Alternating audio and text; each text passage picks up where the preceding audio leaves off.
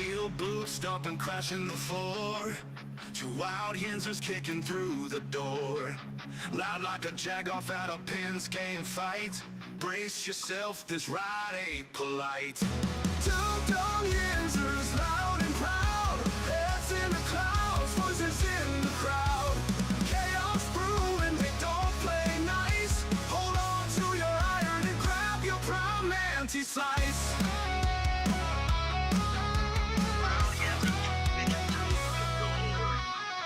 Tales from the burg with a hint of mayhem. Pierogi powered, nothing can constrain them. Knocking back stories like an icy cold brew. You never know what these two might spew. Two dumb Yinzers, loud and proud. Heads in the clouds, voices in the crowd. Chaos brewing, they don't play nice. Hold on to your iron and grab your prime anti-slice.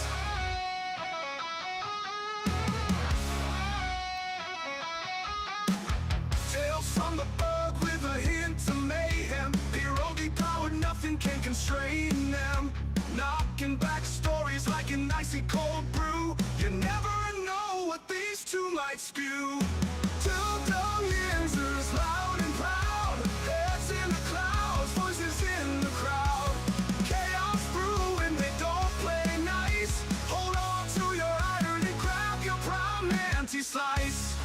Rivers collide where the laughs always flow. Black and gold thunder everywhere they go. The madcap kings breaking every mold. With two dumb Yinzers, the stories don't get old. Two dumb Yinzers, loud and proud. Heads in the clouds, voices in the crowd. Chaos brewing, they don't play nice. Hold on to your iron and grab your prime anti-slice. Yeah. Good morning, everybody. Welcome back to the show. I don't know what that was. Having a little bit of technical difficulties this morning, but I think we got it on track. Mike, what do you think, man? I think we got it on track, brother. I'm blaming Derpy. All right, let's do that. Good morning, everybody. Welcome back to the show. This is episode 783 of the Two Dumb Yinzers. I just want to say this morning to everybody, welcome back. We got a lot of things going today. I feel a lot like home. It's just a warm and cuddly, fuzzy feeling I get after watching NFL football, guys. In the preseason kicks off last night with the Hall of Fame game. We'll get into that a lot more. Also, the Pittsburgh Pirates sell the house, and they are continuing to rebuild the only way they know how. And finally, guys, the big story of the day, of course, is Terry McLaurin, Scary Terry, the wide receiver, the star wide receiver of the Washington Commanders, requests to be traded from Washington. We'll get into that and so much more today. Welcome to the show. Derpy, always great seeing you, my friend. How are you today? I'm great, Ryan. I'm great. It's Steelers camp is going on, and I'm excited for the season, man. That's great to hear, my man. We're happy to have you back, and we are excited about the Steelers as well. Mike, how are you today, sir? I am fired up, brother.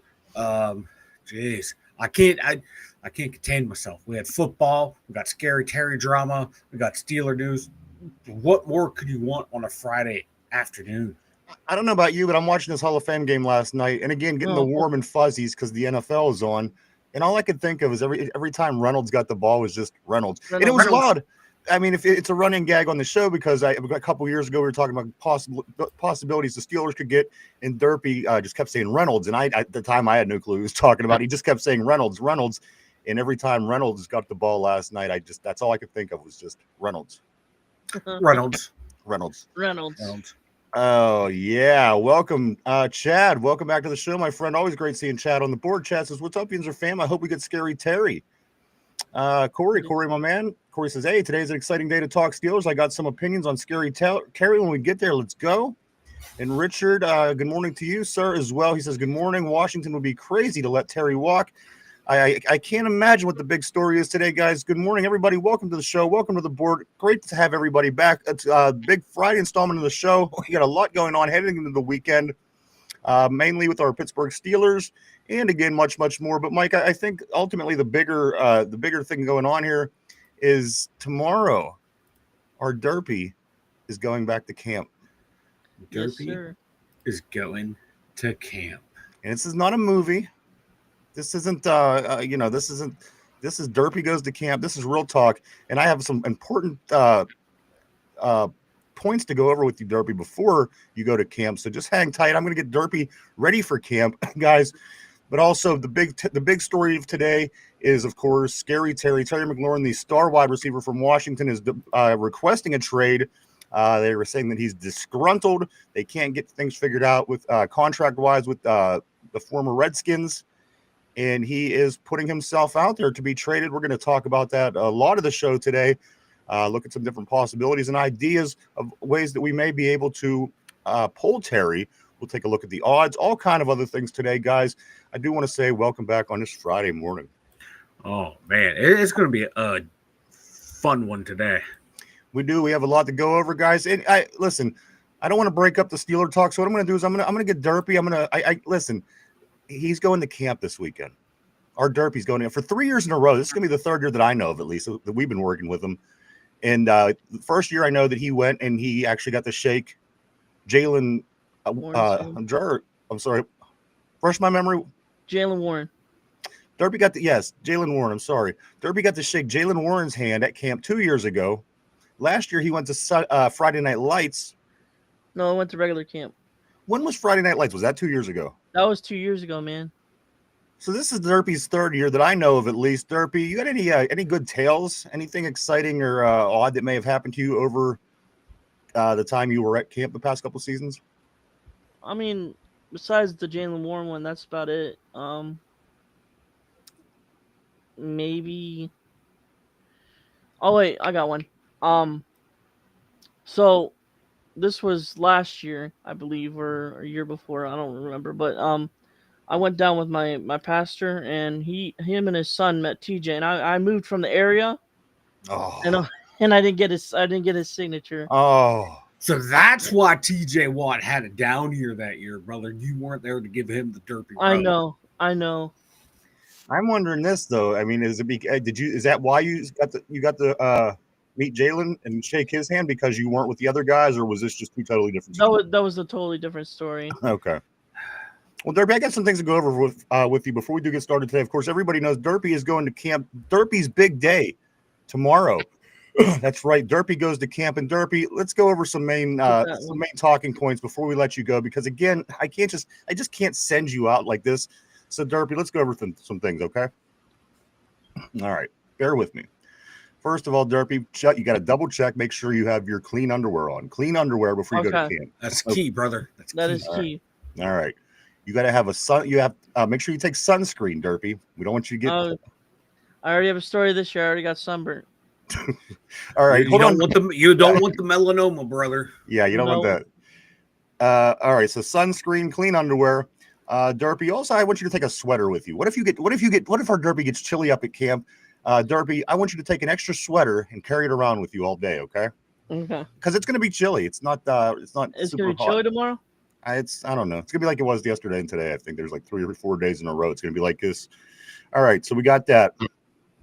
Derpy, I want you checking in with me. I can't have you up there all day without checking in with me. I need you to call me on an hourly basis just to let me know you're okay. Okay. All right. Okay. Also, what else do we got here? And finally, and I don't know if you're going with Aunt Peaches, but if you go with Peaches and she gets herself in any trouble, I want you going the other way and getting a security guard, okay, Derpy? Don't get into any Peaches battles with anybody. I have bad news, though, folks. Uh-oh. What's that? Peaches is unavailable this week. She's not going now. Oh, Peaches ain't going? Yeah, Peaches is not going now. Unavailable, brother. We know what that means. She is going to a family event. Well, okay, with that in mind, I still don't want you getting in any trouble. I mean, there's a lot of little kids there, Derpy, and if any of these little kids started messing with you or picking on you, I want you to go the other way and find a security guard and get the hell out of there, all right? All right. All right. So, Derpy, what else? So I want you to wear clean underwear. Make sure you have clean underwear for camp. Make sure you have your sunscreen. Take a sweater with you. Also, check in with me hourly. I'll worry sick. I will. And also, Derpy, stay out of trouble. If there's trouble, I want you to go the other way. All right. All right. All right. But Mike, do you think he feels what I'm saying? Do you think he feels what I'm putting down? I think he does, brother, but I don't think he's going to listen. All right, Derpy, here's what I need you to do. Derpy, real short, real simple. We're going to move on. I promise we have a lot of Steelers talk today. There's big stories, Derpy. I just need you to do me one thing, and then you'll be free to go to camp. And again, I suppose. I mean, don't get me wrong. Me and Mike will worry sick about you. We will. I'm gonna try to get a stream in there if I can. All right, we'll get into that detail in just 1 second. I need you to. I just need you to pay attention for a moment, Derpy. I need you to repeat after me, okay? And then you'll be done. Derpy, I need you to. Okay, Derpy, I need you to repeat after me and say, I will wear clean underwear to camp. I will wear clean underwear to camp. All right. I'll also want you to say, I will take extra sunscreen. I will take extra sunscreen. All right. Also, I need you to say, I will take an extra sweater in case I get chilly. I will take an extra sweater if I get chilly. All right. I will check in with Ryan every hour on the hour. I will check in with Ryan on... I can't say that. You say it, brother. Every hour within the hour. All right. And finally, if there is any trouble and the little kids are starting fights with me, I will go get security. If kids fight with me, I will get security. Okay. There you go, brother. All right. I think he gets it, guys. We'll get into more details again on the taping, the video process that we are going to display for Derpy's day at camp again tomorrow. Derpy goes to camp, everybody. We're excited to see the little guy. We're proud of him. And we hope he has the best time and comes home safe. So Derpy, I think you are set. And again, we'll get more into the details of the video as we go, guys. Let's hop into it. Good morning to everybody. Welcome on the board. Great to see everybody back. Just get my question. What's your question, Derpy? No, just on the board. Just get. Okay, gotcha. Chad says, I went to Steelers training camp Wednesday to see Pat McAfee. Didn't get his autograph. My profile pic is Pat standing on stage. That's pretty sweet, man. I guess that would probably be the craziest day to go. I mean, if you're you don't want to be just surrounded by all the munchkins the whole time. You want to get up there and chant and fuck Garrett and all that fun stuff. That would be the one to go to. TJ's better. TJ's better. Exactly. Vanilla Thunder. Chad says, I did get Packers Hall of Famer AJ Hawk autograph on my Steeler banner. AJ's cool. I mean, I don't know. I respect the guy as a football player. He seems okay as a dude, too. That's pretty cool, man. Is that the only time you're going to get up there this year, Chad? Or are you going to go back up again? Corey says he needs to go dress like a homeless fisherman in his Superman cape to really sell it. You know what? I really lobbied for that Superman cape. I don't know where it went. Honestly. But I lost it after the movie. Derpy wore this cape for about 9 days straight. I seen pictures. He was so excited about Superman, and now he can't find it. But you know what? I'm okay with that, Derpy. We got that out of the way early. I'm not upset about you not having the cape, so that's totally acceptable. However, I mean, we would give you extra points if you did get the cape, but I get it. Richard says Derpy at Friday Night Lights should be a blast. I went 2 years ago. It was packed. I'm not gonna go this year. It's gonna be ridiculously packed. Was it a madhouse, Derpy? Yeah, it was. There was no seats whatsoever. Have you ever gone on a Saturday before, like you're going tomorrow, or have you always gone on weekdays? I think I've went Saturday last year. Okay. Well, Derpy, again, we're sending you off with your with your advice, and again, we hope to see you get up and have a good time. Again, great video. We'll talk more about that here as the show goes along, guys. Let's get back on the board. Feel the steel, man.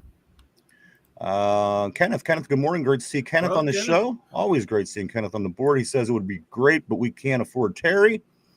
And we'll get into that in just a second. And Phil, what's up, brother? Always great seeing Phil. Cheers to Yinzers. The boom is on today. That's right. The boom is back. Everybody, welcome. This is the Two Dumb Yinzers, and this is episode 783. Let's get to it.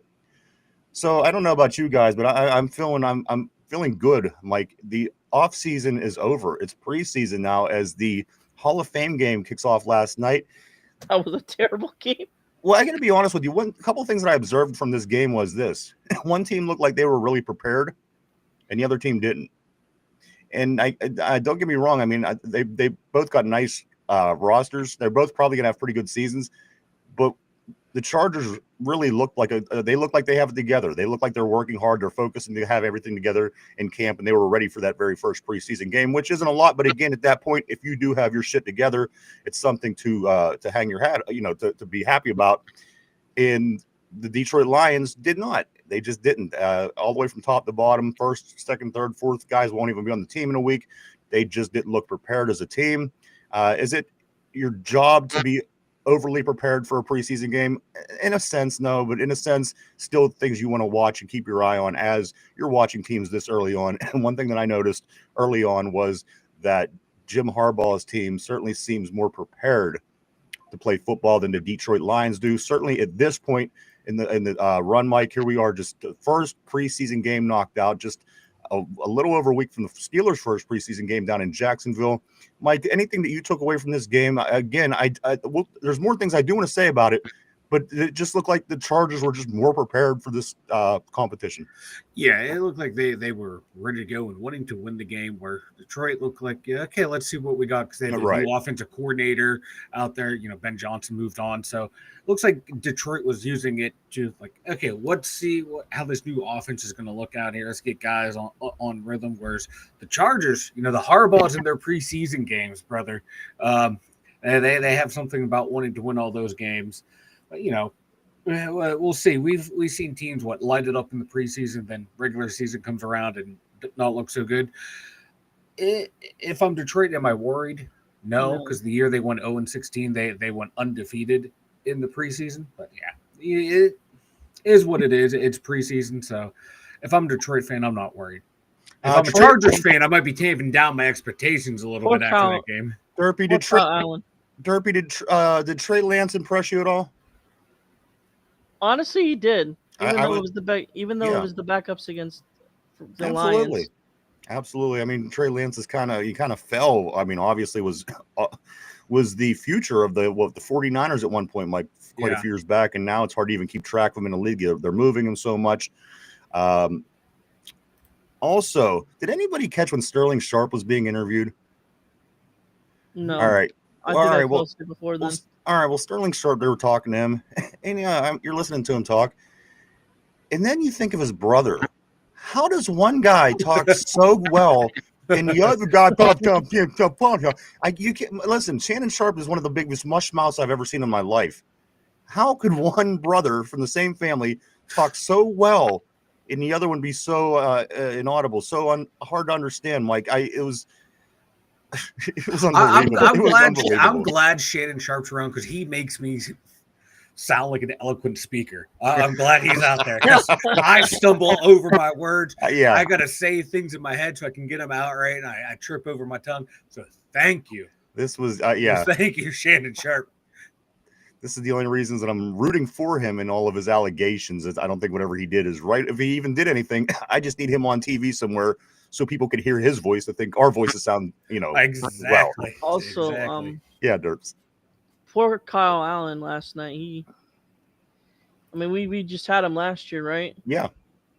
It's not looking good for him. No, he looked good at one point, but you're right. Again, there's so much different things that were going on. It really felt like the Chargers were focused to play football, and again, it really felt like Detroit was trying to get a feel for what it was that they had. I don't think either team was wrong, but again, resulting in a 37-7 final score. Preseason continues next Thursday, guys, with Indianapolis and Baltimore, Cincinnati, Philadelphia. Las Vegas, Seattle continues Friday through the weekend. And, of course, the Steelers play Saturday. 1 week from tomorrow, fellas, 7 o'clock down in Jacksonville in their first preseason game. Again, Derpy, heading to camp tomorrow. Are you heading out early, Derpy? Is this going to be early? Yeah. How long does it take you to get over there? Probably like 2 hours. Yeah, you better get there early. Also, not to mention about the other last night's game. Hampton didn't look that good. You know what? I didn't really see too much of Hampton. How did he look, guys? He had 2 carries for 9 yards. Okay, along of one carry was 8 yards. So all right. Yeah, I mean, we're going to obviously get a lot better looks at him as time goes on. He's going to be the guy eventually, but they do have a veteran in there that's probably going to take the load to begin with, just because. I mean, why not? He's the veteran, and you got another rookie. So, I wouldn't be surprised to see a lot of these guys this year, but I'm very, very interested in seeing Hampton run the football, though. Let's get back on the board, guys. Go right about here. Okay. A lot of messages today. Corey says this. He says, no, don't let Derby play you guys. He thought he was going to get special treatment with the cape, and instead Ramsey and Elliott pointed and laughed, so he threw it away. Trial and error. My only concern was they were going to send Derby up front with that group again. That group that they usually wheel up front to the behind the ropes. Yeah. I if you wore your cape, I think that they would get confused and maybe put you in that group, Derby. So that's why I'm not fighting for you to wear. It's like in it's a good plan. It's a good plan. Yeah. It's like in Euro Trip when Coop was licking the ice cream cone. He's part of the special group. Yeah. Have a special day for a very special Our boy. very special Derby is going to camp. I'm so proud. Corey says, I'm sorry. Chad says also a fan threw a marker while McAfee was talking to Rogers, and the marker landed straight into his hand. That's wild. That would have certainly been a wild day to get up there on Wednesday. No two ways about that. Kenneth says Detroit looked like crap. Lance did look like the real deal. I agree. I couldn't agree more. He looked nice. And he should be at this point. I mean, come on, if he wants to ever 5 years, 6 survive years, in the league, he's got to start making some moves forward. Chad says all of us fans made Pat McAfee start dancing by singing Steelers are going to the okay. So you were in that group. Nice. I certainly read about this. Then Pat made us fans sing the wheels on the bus go round and round because talk Bettis. That's really awesome, man. Again, I heard it was a great time. Everybody that got up there, even the kids were chanting "fuck Myles Garrett." So hell yeah, brother! We were right here in the Berg. Everybody wins, baby. Good morning, Tortilla, my main man. How you doing, sir? Always great seeing Tortilla on the board. RB, my man. Also, he says they can only afford Terry if they ship Highsmith out, which I think is going to be the big topic of today's show, guys. He says the only one who makes that kind of money that's not on new money, and even when they would have to move some Queen money around. Okay, yeah, that's what I'm saying. We will certainly get into that shortly. Let me grab a couple of these last few comments, guys. RB follows it up by saying, unfortunately, this will never happen when New England and Cleveland can do it so easily. Right. Tortilla says, RB, we would even need to trade Highsmith. Steelers have a lot of cap space. Field of Steel, let everybody know. We have Ask Derpy, so let's do it. You know what, guys? It's a special day. Derpy is going to camp. Mike, let me read this I'll find the cape and wear it. Oh, you will? Yeah, I'll wear it. So Derpy, this is the best thing that ever happened to me. Mike, let me read this last message and then cue the Derpy song, would you? I'm still not high on Lance. It's the first game against backups. That's very true. Tortilla will get to that right after this.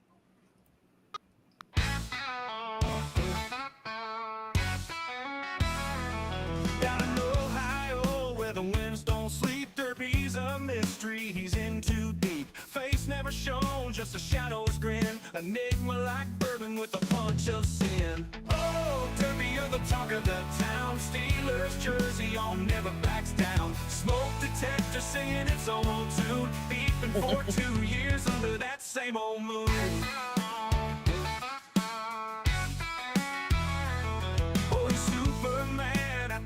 Con, cape flapping like thunder till the break of dawn. On 2 dung Yinzers, he's solid gold. Tales of Derpy man, they never get old. Oh, Derpy, you're the talk of the town. Steelers jersey on, never backs down. Smoke detector singing its own tune. Beeping for 2 years under that same old moon. Oh, he's Superman from across state lines. Steelers in his heart, yeah, his soul aligns. Ohio born, but Pittsburgh son. Derpy runs wild, he's a loaded fun gun. A ghost in the night with a laugh so sly. Nobody knows if that's truth or lie. The beep beep goes the smoke alarm song. In Derpy's world, it's been beeping too long. Oh, Derpy, you're the talk of the town. Steelers jersey on, never backs down. Smoke detector singing its own tune. Beeping for 2 years under that same old moon. There you go, everybody.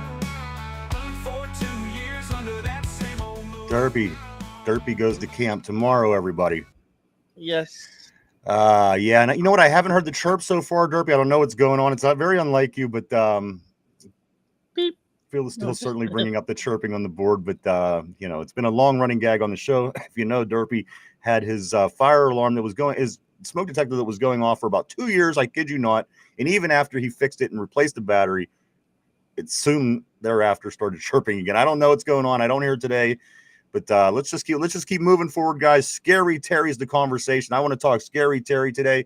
Let me grab one of these messages real quick. Kenneth says it'll be time for Austin and Warren's extension next year. We need money for that. We got to keep both.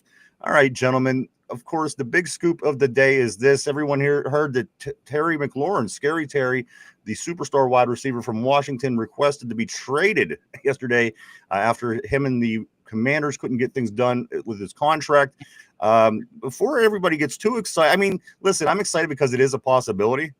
The chances, Yes. you know, the chances are there. Derpy, I know this is your guy. He's an Ohio State guy. I know that you would like for nothing more than Scary Terry to be a Pittsburgh Steeler next year. But before we do that, guys, let's take a look at the odds because there are already odds out on who is going to land Scary Terry, guys. So at a negative 250 is the Commanders, pretty much only because he's still there. But again, after yesterday, I think these numbers might change a little bit. The team that has the best chances here, guys, on a plus 450 is the Patriots. A plus 500 is the Raiders. A plus 1,100 is the Titans. A plus 1,100 is the Chargers. A plus 1,300 is the Jets. Plus 1,400 odds are the Browns. Plus 1,500 odds are the Steelers. Plus 1,600 is the Cardinals. And finally, plus 2,500 is the Seattle Seahawks. Again, these numbers might be skewed a little bit. I don't know. This is the latest that I got as of this morning on the odds for where Scary Terry might land. But again, at the end of the day, Mike, I'm seeing that the Commanders are at a negative 250, and it's favoring them. But after this request last night, I would think that would have changed. But I did. This is the latest odds that I was able to pull up. Oh, with the mic. I like those odds. Oh, sorry, I had the mic muted during the song. So I can see New England getting in there because they have a lot of cap space. But you know, don't discount old Omar Khan here. We can find ways to make money. The salary cap's malleable. You know, it'll come back to bite you in the ass eventually. But you know what? Pittsburgh needs to take the old Jim Rutherford approach. Fuck them draft picks. Fuck that salary cap. We'll make it work. We're going to go get our guy, and we're going to go and try and win a championship or two and contend for the next couple years. And then after that, if we're in salary cap hell, oh, well, we'll figure it out then. You know, if you want to win, go out and do it now. And like Omar said early in the week at camp, he's like, we're not finished building this roster. So go out and make a splash. You know, fuck it. This is the one that everybody's talking about. Obviously, what would you trade? He's requesting to be traded, so you have to look at as well. Who kind of lines up in this value zone? Who kind of who could make it possible? Mike, the big name that I'm hearing, and I've seen about 600 places so far since the news, has of course been Alex Highsmith. Mm-hmm. I wouldn't be against the trade-off between Alex Highsmith and Scary Terry. I know the obvious. Of course, you lose that run defense on that side of the line. Yeah. But on the other hand, if you're scoring maybe 10 more points a game because of this particular player on the offensive side of the ball, maybe that evens things out a little bit. I, for one, think that we have nice outside help, guys that are ready to step forward into that position with some of these younger guys, and obviously stopping the run would be the big concern because a few of these guys that are behind him, your Nick Herbigs, guys like this who can make plays, aren't exactly the biggest guys. And again, that comes into play when you're talking about stopping the run. So Mike, again, Highsmith has been the top name that I've been hearing about so far in regards to if there could be a trade between the Steelers and the Commanders for Terry McLaurin. Obviously there would be more that would go into that. I mean, at this point I would give him, you'd start thinking draft picks in this as well, Mike. Where are you on this road? Like we have the cap this year to keep Highsmith. If we don't want to use a player, that's how, like on some of the space or sites it's shown we have a decent chunk of change. Others show it's a little tight. But if you don't have to trade Highsmith, start offering, hey, 3 and a 5. How do you like that? Because we took it only took a second round pick to get DK Metcalf. Like Washington, Scary Terry at your disposal. Do you take a 3 and a 5? No, me neither. No, I would, especially if you have all these other teams that are interested in as well. I don't think a 3 and a 5 flies at all. And that potentially could be, finishing worse than the Steelers. But you started out there, gauge their interest. Say, hey, we're willing to move. And teams know Omar Khan's going to try and lowball you until you get to the offer where you want. I would try and keep Highsmith this year and him because you're going all in. That's right. I wouldn't be opposed to saying, hey, we'll give you this year's number 1. Fuck it. You want to go win? Go win. You have Will Howard. If you think he's going to be your guy, give up that first round pick and let the chips fall where they may. Go all out. That's been my theory as well. If you're going to go all in, don't go halfway. If you go all in, you got to go all in. Otherwise, you're going to have all these questions down the road. Say they get to the playoffs with the team that they have and they win a game. They maybe, say they win 2 games, for an example. Then you start saying to yourself, man, if we would have just tried to get Terry McLaurin, man, if we would have just tried to, do this or do that. So again, my theory is this: if you're going to go in, go all in. You can't go half-ass when you're going all in. Yeah, you can't. And if you want to keep making moves, he's the guy. If you can't get him, you still have a backup option out there. And oh my God, I always forget his name. The free agent receiver, not Gabe Davis. Amari Cooper. Yeah, he's a nice fallback option. But try and get him. And you know what? Trade that first round pick. You have plenty of picks where you can package them up and move into the tail end of the first round if you start to see someone fall, and package the next year's first round pick to move back up and in. Just keep moving picks around. Do what you have to do to win. If you think Scary Terry puts you over the top, puts you in a top 4, top 5 team because you have the defense for it. Now you get him on offense. Now that's a scary looking offense. So go ahead and do it.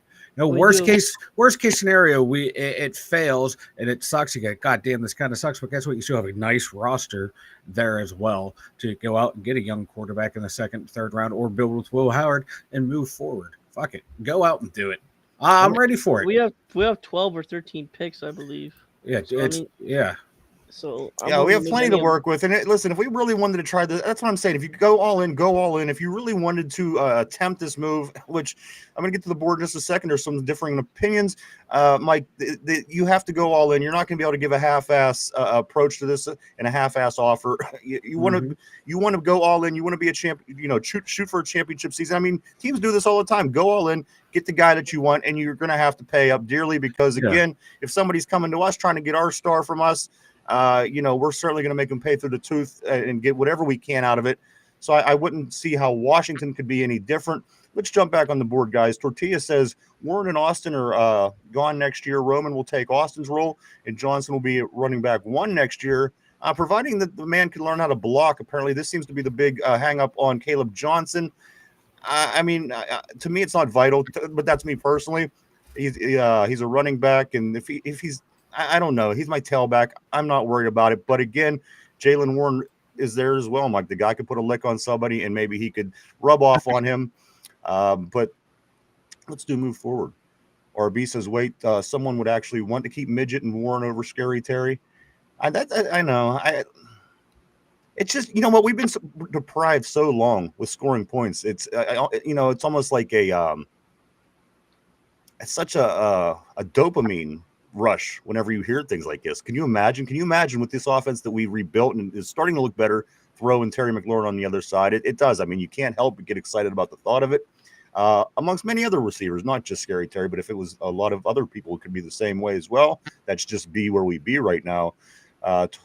Tortilla says Khan definitely sounded like he wasn't fishing or any more wide receivers, but he also did say he's always open to it. So we could land Terry, but I highly doubt it. We trade any key players for him. And that's what it would come down to, in my opinion, Tortilla. It would have to be a big trade.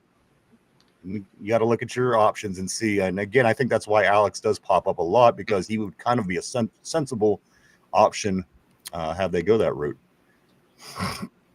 Dustin, welcome to the board, sir. Always welcome to the show, man. He says, you're not getting Terry, but it's fun to dream. Hey, guess what? 31 other teams aren't going to win the Super Bowl this year, but are we going to stop, wanting it to happen? That's why we love the sport, right? Tortilla says it would be like a 2027 third.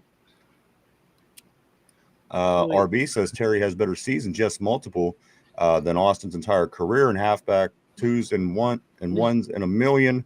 It's not even discussion. Pittsburghers way overvalue their own guys. Absolutely. We sure do. Every team, every fan base. I think so, yeah. Did you guys mention this yet? What's that? Did you see that we were rated 91 defense in Madden 26? I will. I'm going to get to all the Madden numbers in just a moment for the gamers. I'll get into that in just a second. No, you're fine, Derpy. Let's see. Corey says that would make sense because Washington does need to improve their pass rush.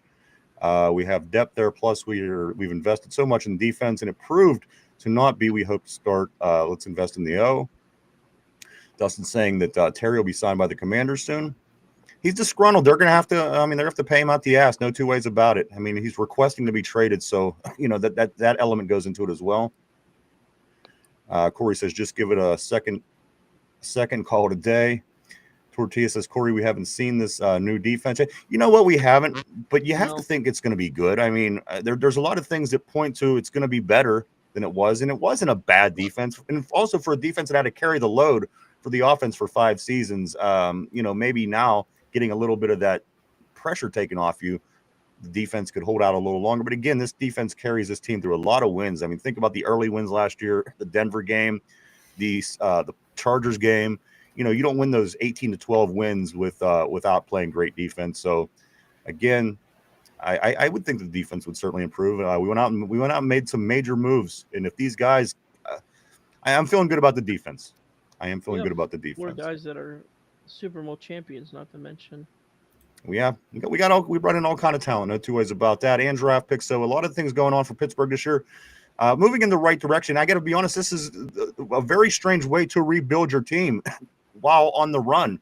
Again, if they could go through this rebuilding process, Mike, and get into the playoffs and advance and start and continue to improve as a team, it's impressive because most teams hit shit bottom every time they go to rebuild. We're not hitting shit bottom. We were able to do it on a run. We were able to do it on a fly.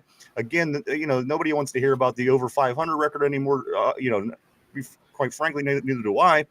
But at the end of the day, if they are able to do that and turn this team around in this rebuilding process without dropping below that line, I think that says something about the organization, and you got to feel good about this because, again, we didn't have to hit shit bottom just like 31 other 2 teams. Mike, this team hasn't the longest tenured team since they have a number 1 draft pick is the Steelers. 1970 was the last time we had a number 1 draft pick, obviously picking Terry Bradshaw, but that shows you that this team is never at the bottom of the league. I mean, you have your odd seasons here or there throughout time, but again, Mike, this great franchise can possibly pull off this rebuild without hitting shit bottom. And with that being said, Mike, not even going below 500 while doing that's got to be impressive. Yeah, not picking below 20. We traded up for Project Jones, so I'm not counting that. So, it made the playoffs too with, Mason Rudolph, Mitch Trubisky, and Kenny Pickett as your 3 quarterbacks to get you to the playoffs. That shows that this team has talent on especially on the defensive side of the ball, and they were barely getting it done on offense. So now you actually have an offense in here. This team is ready to explode. So why not see if you can make this trade work out somehow and make, negotiate with Scary Terry. Be like, you might not get all your money up front, but we can, that second year, we can make it work for you. Do you want to come here? Do you want to come with a franchise that has a better track record than your current team? Take a little less this year, but then he will reward you the next year. Exactly. Yeah, he could turn around and say I was just in the NFC Championship. Why would exactly. I leave that? Yeah. But again, if you take anything from what you're seeing from Aaron Rodgers, Pittsburgh being the football town that it is, that has an effect on players. When you come here, there's a certain vibe about this city that makes you want to play harder. When you get out there and there's 35,000 terrible towels waving around, that makes you want to play harder. And again, if that means anything to a football player, just maybe that could resonate inside of Scary Terry's head. If we do try to pursue him, of course, I think that the phones are definitely in the works today after this announcement was made yesterday evening about Terry McLaurin. Again, Mike, the odds, there's about 10 teams on this list. Yeah. We are not the top team by any means. We are behind the Commanders, Patriots, Raiders, Titans, Chargers, Jets, and Browns. But again, Omar Khan has been known to do the impossible. He's been doing things with this team, Mike, over the past couple of seasons that I have not seen as long as I've been a Steeler fan, and just being aggressive in free agency like we have, just doing different things. So if anybody could pursue this, at least I think that Omar Khan is right in the middle of this whole thing. Oh yeah, he'll, he's going to call and reach out and see what it would take to make it work. And then, he was the cap guru for the Steelers for the longest time. So I'm sure he's in discussion with his new cap gurus to, hey, crunching numbers, can we make it work? Any way we can make it work, going through all the bases. It'll be awesome if it happened. I probably put it at like 85% chance of this not happening. But with Omar Khan, you never know. You never know what's going to happen with him. Did you really think that we were ever going to have DK Metcalf? And don't get me wrong. I mean, just generally the Steelers, the league, what you know about football, I would have never guessed that we would have landed DK Metcalf. Yeah. I just something that, again, a Steeler team generally wouldn't have pulled off. Here we are, Mike. We have him and Jalen Ramsey and Darius Slay. And, I mean, go down the list again, Mike. You got to like what Omar Khan's doing. And, of course, he said it best. He won't consider an accomplishment or an achievement until they win a Super Bowl. This is the mindset of the people in the office as they try to build this team. That tells you a little bit about, what's going on in the mindset of the team, guys. If this is where the owners are at, we're trying to build a team. We're not going out trying to skimp. We're not going to try to get people on money, this, that, the other. Like, this team is being built to win a championship, and that's why I said if you feel that you got it this year, go all in. Don't go halfway all in. Yeah. Because you're going to get halfway all in results. Go all in.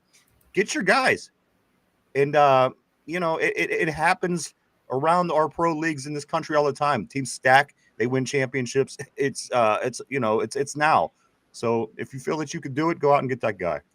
Yeah, if you can, you can. If you can't, that's okay. Have a plan B, and hopefully our oh my God, I keep forgetting his name, Amari Cooper.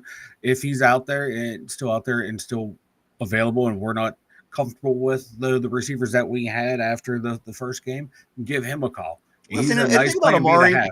I'm not going to be thrilled with Amari because here's the thing: he's not exactly thriving. He didn't thrive in Cleveland. He didn't thrive.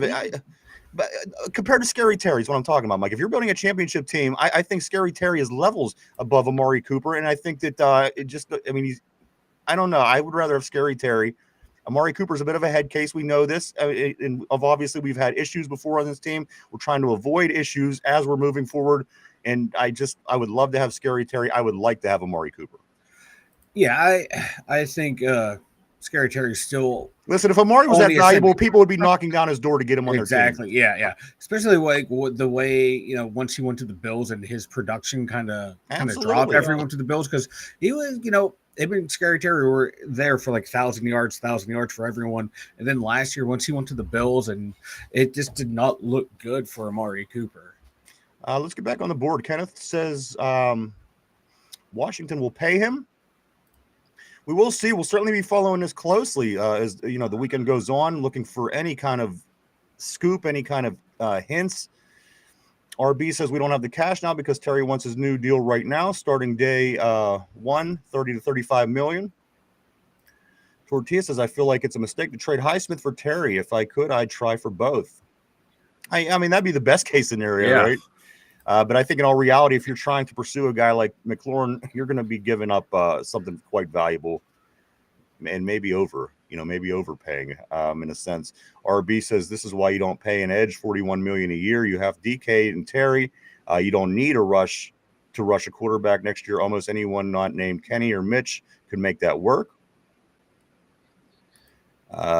Tortilla says RB giving him a contract would probably open up more money this year, to be honest, and going into the future it wouldn't handicap us. Hayward will retire and open up money. Tortilla says TJ is better than DK and Terry, but he doesn't touch the ball again, the guy makes 3 big plays a game, which are huge plays. We need offensive help. We do. We have to be able to move the ball. We got to be able to stay on the field. Don't have 3 and outs. Be productive. Put points on the board. Put 7s instead of 3s.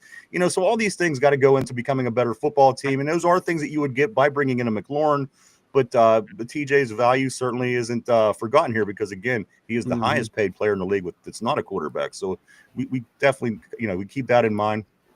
Also, Corey says Tortilla, no, but based off what we've seen in the past years, we've overpaid defense for so long and not hardly put any points ever on the board, invest in a high-powered offense. And that's where I'm going with this. If you're going to go in, go in. Don't piss around. Don't go halfway. Get your guy. Let's win this thing. Let's go get it. Let's make a story out of this season. Hell yeah. Fuck yeah. Tortilla says that's the team's whole identity, bro. I know the NFL changed, but the Steelers never will. You're starting to see change, though, guys. I mean, you got to admit, this is definitely different from the Steelers I grew up with, and So do. Kenneth says we got like 17 left, but need $5 million for emergency. Mark Malone, what's up, brother? Nice to see Mark Malone on the board. Mark says we're going to be right there at the end this year. I'm feeling better as time goes on. I really am. Unless they come on and lay a big goose egg in week 1 against the Jets, I'm going to continue to feel good for a while. And again, next week, for Saturday, guys, we get to see our team play against Jacksonville in the preseason. We're going to get a look at backups, rookies, free agents, Howard, everybody. We're going to get a look at it all, and I got to be honest, I can't wait. Tortilla. Yeah, he's looking sharp. I'm hearing a lot of good things about Will Howard, Derpy. Another one of your Ohio State guys. Let's see. Tortilla says Con sounded like he's the sounded like he's the team right now. I highly doubt we trade any starters. Only reason we traded Minka because we got 2 Pro Bowl starters. Highsmith was better than number 39 last year. Theo Isaacs, hey, what's up, man? Haven't seen you in a while. Welcome back to the board. He says Terry is coming to Pittsburgh, and he follows it up by saying this team is going to win the Super Bowl. I love his optimism. Vegas, welcome back on the board. Always great seeing Vegas. Vegas says Terry is damaged goods. His ankle has been hurt for 7 months. Tortilla, trading Highsmith and starting Herbig would be a tremendous week. It would, and that's why I made a point to bring that up too. I think that you lose that. You would lose that run defense, absolutely. Highsmith is a good run defender, and Herbig, he's a good pass rusher. But we would definitely need somebody to stop the run on that side of the line. Check sir. Vegas says who would want to play for the Raiders? Right? No one in their right mind. As Vegas, that's out his way. Paranormal the Funhouse. Welcome to the board.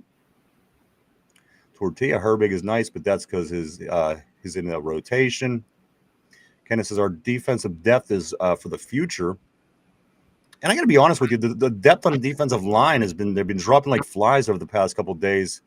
No significant names. Don't get worried. No, nobody that you don't want to hear, but they're dropping like flies. I think we lost 3 backup defensive tackles. We're guys trying to make the team. Just the other 2 days ago in practice, we brought somebody in for work yesterday to try them out. We also signed somebody. We'll get more into that here shortly as well. But the depth on that line, it's certainly thinning as camp goes on. Probably because of the weather. But I mean, possibly. It's been hot. Where we at? Still need depth. Still need depth, Derpy. I know. Tortilla, I know it's our identity, but we need a balanced attack. We can't continue to be lopsided. Our defense can't dominate half of the season, and the offense never gets going because then we're cooked. And you're right, and that's why I hope that a lot of this stuff that we're doing is helping the team make those steps to move forward. And again, we won't know until next week, guys, as we start to see this team on the field in preseason.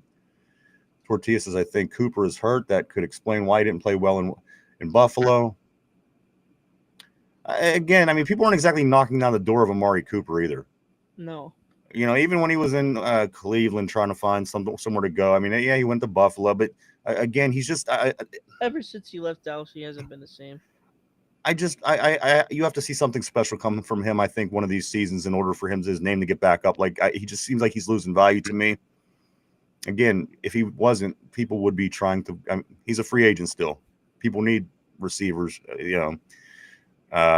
Tortilla says trading Highsmith would be a mistake, bro. I'm telling you, you don't want Herb. And I know I don't. That was definitely hard our run game if Herbig was on. It was starting on that side. So believe me, I'm considering that as well. But when you're looking at numbers, contracts, players, worth, this, that, Highsmith is the obvious, I think, name to throw around. But again, we're still way down on the odds list here. Like the 8th or 9th team, guys, being behind Washington themselves, New England, Las Vegas, Tennessee, the Chargers, the Jets, the Browns. They're all ahead of us as far as odds. And, odds makers kind of know what they're talking about a lot of the time. Sometimes they don't, but it is something to consider. I got something, Ryan. What's up, bro? It's not Steelers related, but it is football related, NFL related. It looks like Dallas is struggling. They might not be able to get Parsons. He might ask for a trade. Couldn't happen to a better team. Anytime it's Cleveland, Dallas, or Baltimore, you love to hear it. So good. Yeah, that just he hasn't asked for a trade yet, but it was just rumors of it basically. Tortilla says Herbig is great to come in and give our starters a break, but starting teams would just run to his side every time with a guard pulling and get him pancaked. Absolutely, I agree 100%. 100%. Vegas says Steelers have a $17.547 million available cap space, still with 3 contracts they can reconstructure. RB says TJ is more valuable than Terry and DK both? ? Remind me how many playoff wins does Terry have? It's a good point. He has more than TJ Watt. Absolutely. Good morning. Good afternoon. I'm sorry to Matty Wibbs on the board. Matty Wibbs says hi. Welcome to the show. Welcome to the board. Great to have you. Tortilla says RB Terry was the same as TJ until they got a franchise quarterback. TJ has lost to 3 MVPs in the playoffs and has had no franchise quarterback for most of the playoffs. I mean, there's certainly a lot. I mean, if it's a good headline, but again, if once you dig into it, there's certainly a lot of facts that make it make sense, I think.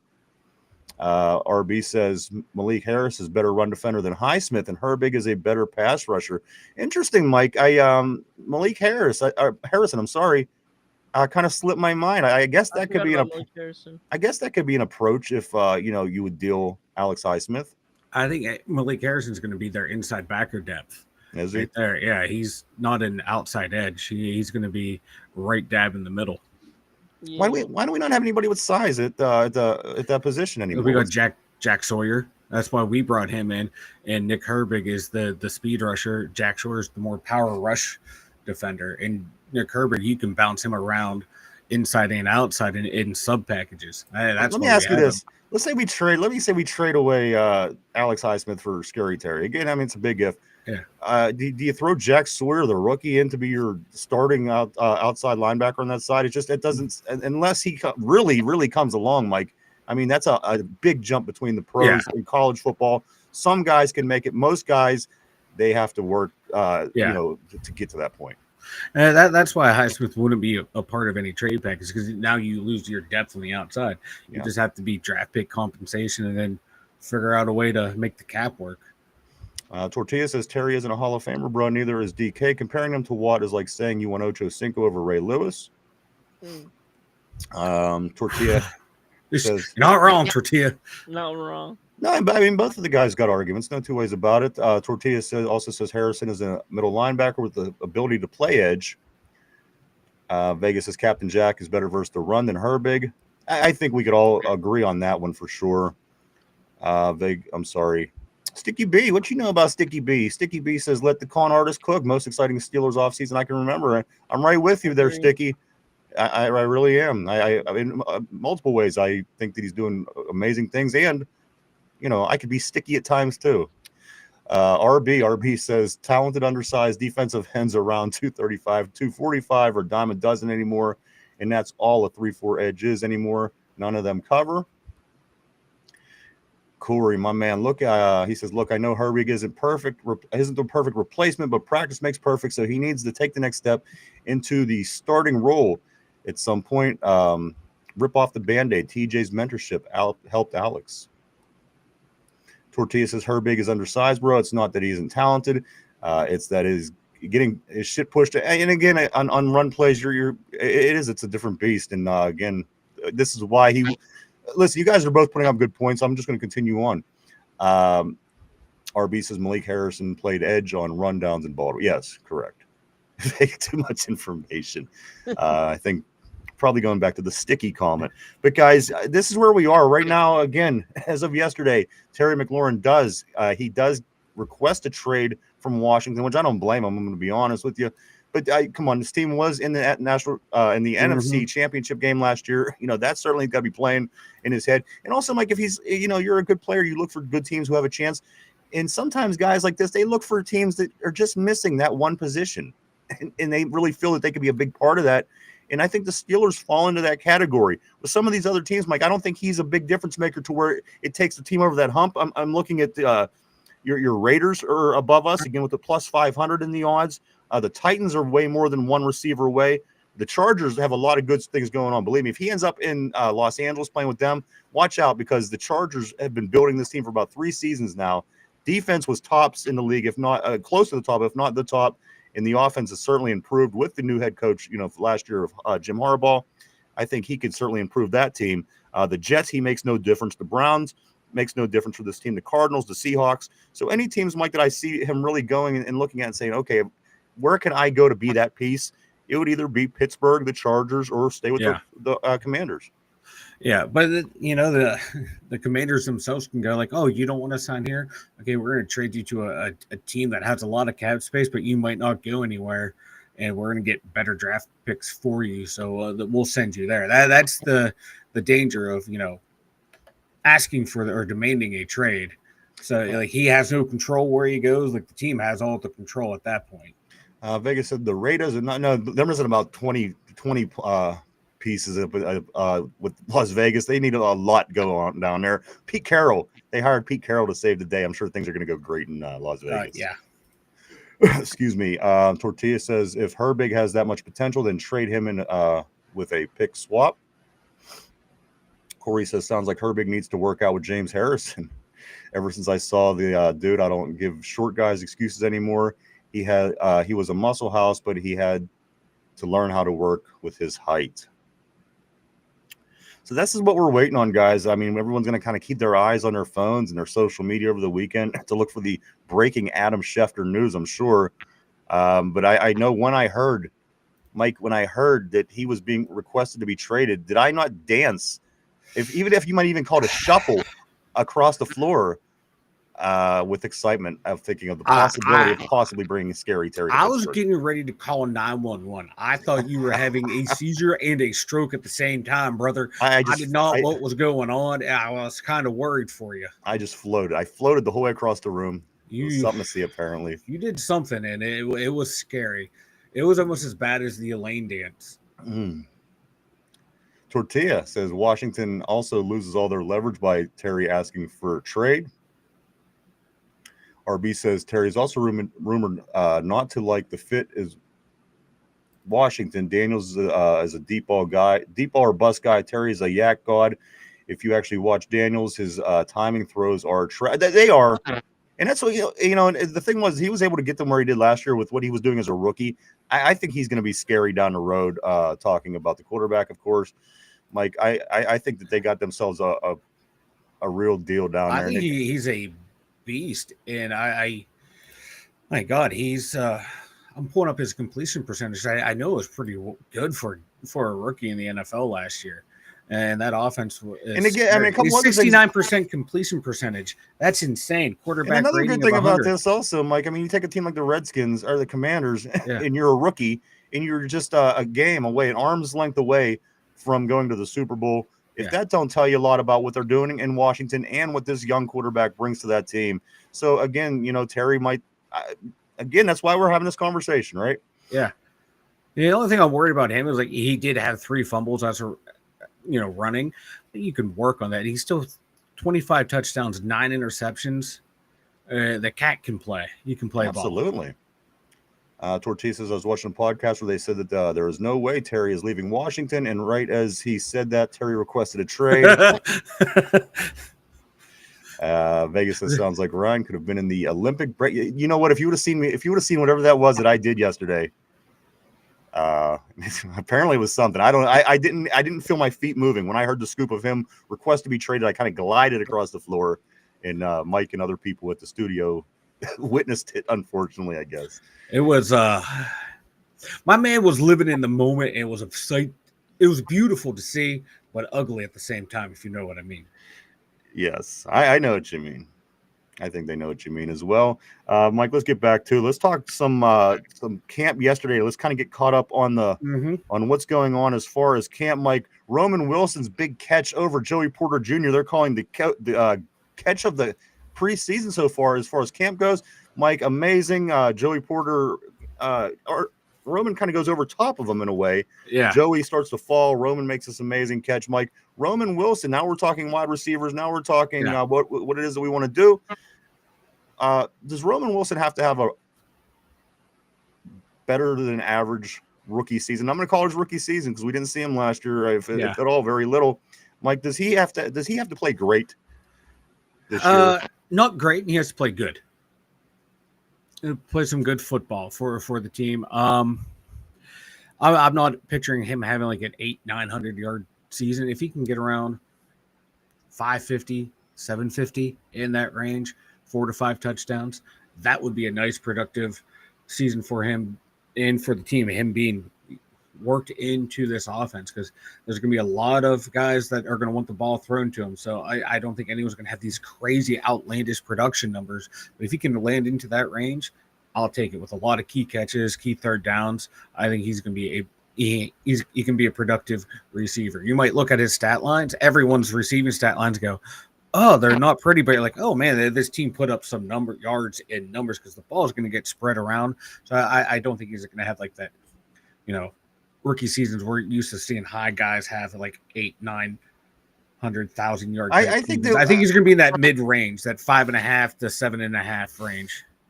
Again, I think this story tells a lot about this season. Tells a lot about Roman Wilson. Again, injured out all last year after coming off a national championship win with Michigan the previous year. We got to get a look at this guy, Mike. I just don't know. I'm hearing great things about him and a handful of other players that I just can't wait to watch next Saturday when we travel down to Jacksonville for our first preseason game. Let's grab a couple of these messages on the board. Vegas said showed off his 3.25-inch vertical. That's not my vertical, Vegas. I just see them. All right, yeah. Let's move on. Glenn says, welcome to the board, Glenn. Welcome to the show. Great to see you, sir. He says, what are the actual odds that the Steelers trade for Terry? The actual odds are a plus 1,500. These are the official odds by way of Vegas. What was that, Mike? That is Derpy choking a duck over there. Okay, I'm choking a duck. I hope it's just choking a duck because it does not sound pretty, brother. So these are the odds, Glenn. The Commanders are still the top team odds-wise in Vegas to bring McLaurin back. The next team with the best odds is the Patriots with a 450. Raiders with a plus 500, Titans with a plus 1,100, Chargers with a plus 1,100, Jets plus 1,300, the Browns plus 1,400, and again, the Steelers plus 1,500. A couple teams behind them, the Cardinals, Seahawks. But those are the official odds. I guess I can't give you a better answer than that. This is what the odds are according to Vegas as we speak. Again, Commanders are still in the top spot. They are at a negative 250, a minus 250 on the odds. But again, who knows? Who knows? Again, last night, I'm seeing on the board, people were saying, I didn't think that Terry McLaurin will be traded. Next thing you know, he's requesting to be traded. So who knows? Who knows what's going to happen? But again, we are down on that list. And a lot of these other teams do have a lot of things that they could give up as well, Mike, as far as money. And so, again, hopeful, yes. Percentage, not so high. But there is a chance. I mean, Omar Khan, if anybody, Mike, again, is there any other time in Steeler history that you would think that this move would be able to be pulled off under anybody besides Omar Khan? No. Yeah, he would be the only one. Kevin Colbert, it would be a non-starter. DK Metcalf would have been a non-starter. Jalen Ramsey would have been a non-starter. So, yeah, he would be the only one. Corey says, I saw a YouTube short that said Rodgers to DK, and it was DK going over the top of JPJ. But it was out of that was an amazing. Yeah, it was a great play. A damn good coverage by both of the guys. The catch itself was was great. The effort all around. Yeah, the not quitting, but that showed that whole sequence showed Porter didn't barely even use his hands at all. Just used the sideline as a tool. You angled him out of bounds. So you want to see from Porter less handwork, more use of your body positioning and angling people out of bounds. Mike Tortilla Jackson, he says if Roman doesn't pan out, Michigan was definitely cheating. I like it. Michigan does not cheat, brother. You know what? Between the Lies. two guys on the panel here with me, they will love that because again, Mike, the big Penn State fan, and Derpy, the big Ohio State fan, would probably say that Michigan cheated, right, guys? They cheated, I for wouldn't. sure. I wouldn't say that. They beat Ohio State, so they did not cheat, brother. They stole signs. Vegas You ain't says cheating. You ain't trying, baby. yeah, this one will really piss me off. Vegas says he'll end up on KC or Baltimore. Right. Yeah, That'll be our luck. Terry McLaurin, and you know, all these players that Baltimore's been bringing over there, you know, you wouldn't think they would be able to afford them. They would be the team. That would be our luck. We would be facing McLaurin, Lamar Jackson, Henry. Yeah, Derrick Henry. Derrick Henry. Come on, let's Hopkins. just pray to the football gods that doesn't happen, guys. RB says Washington could better their odds if they went back to the Redskins. I like the Redskins, guys. My high school was it was the Indians, so I'm never gonna be on the other side of that argument. I like the Redskins, and I'd like to see them come back, but we never know. We'll never know. We will see, though, guys. Let's move on, though, Mike. Yesterday, also at practice, Rudy, our boy Rudy, he threw a pick six to Miles Killebrew. The ball was deflected. Miles Killebrew took it to the house. That was one of the highlights of the day yesterday. Also, what else we see? And Mike, a bunch of defensive tackles. Again, nobody of interest. Maybe even one name you might be familiar with. I know Dean Lowry is on that list of people that went down, Mike. But there was 3 guys altogether. I'll try to pull up the list if I can grab it real quick. But we do know that there has been issues. Here it is. Dean Lowry, Jacob Slade, and we mentioned yesterday, Asezi Otomewo all suffered knee injuries and are being evaluated. None of them practiced yesterday. Also, guys, the Steelers were working out former 4th-round defensive tackle Cameron Young. Cameron Young, if that name's familiar to you, we were working him out. And also, I got a report here that the Steelers did sign defensive tackle Kyler Baugh, who was in the UFL. I think he played for St. Louis possibly. So there's a lot going on with the depth of the defensive tackle position at this time. No two ways about it. And my main concern with this, on top of all that, is that Cam is not young anymore. The guy's a big guy. Yeah. You know, you get an injury with that size, you might be out longer than you would like to be, and that kind of puts us behind the 8 ball as far as the run stopping goes. Is he's a big part of the defensive line.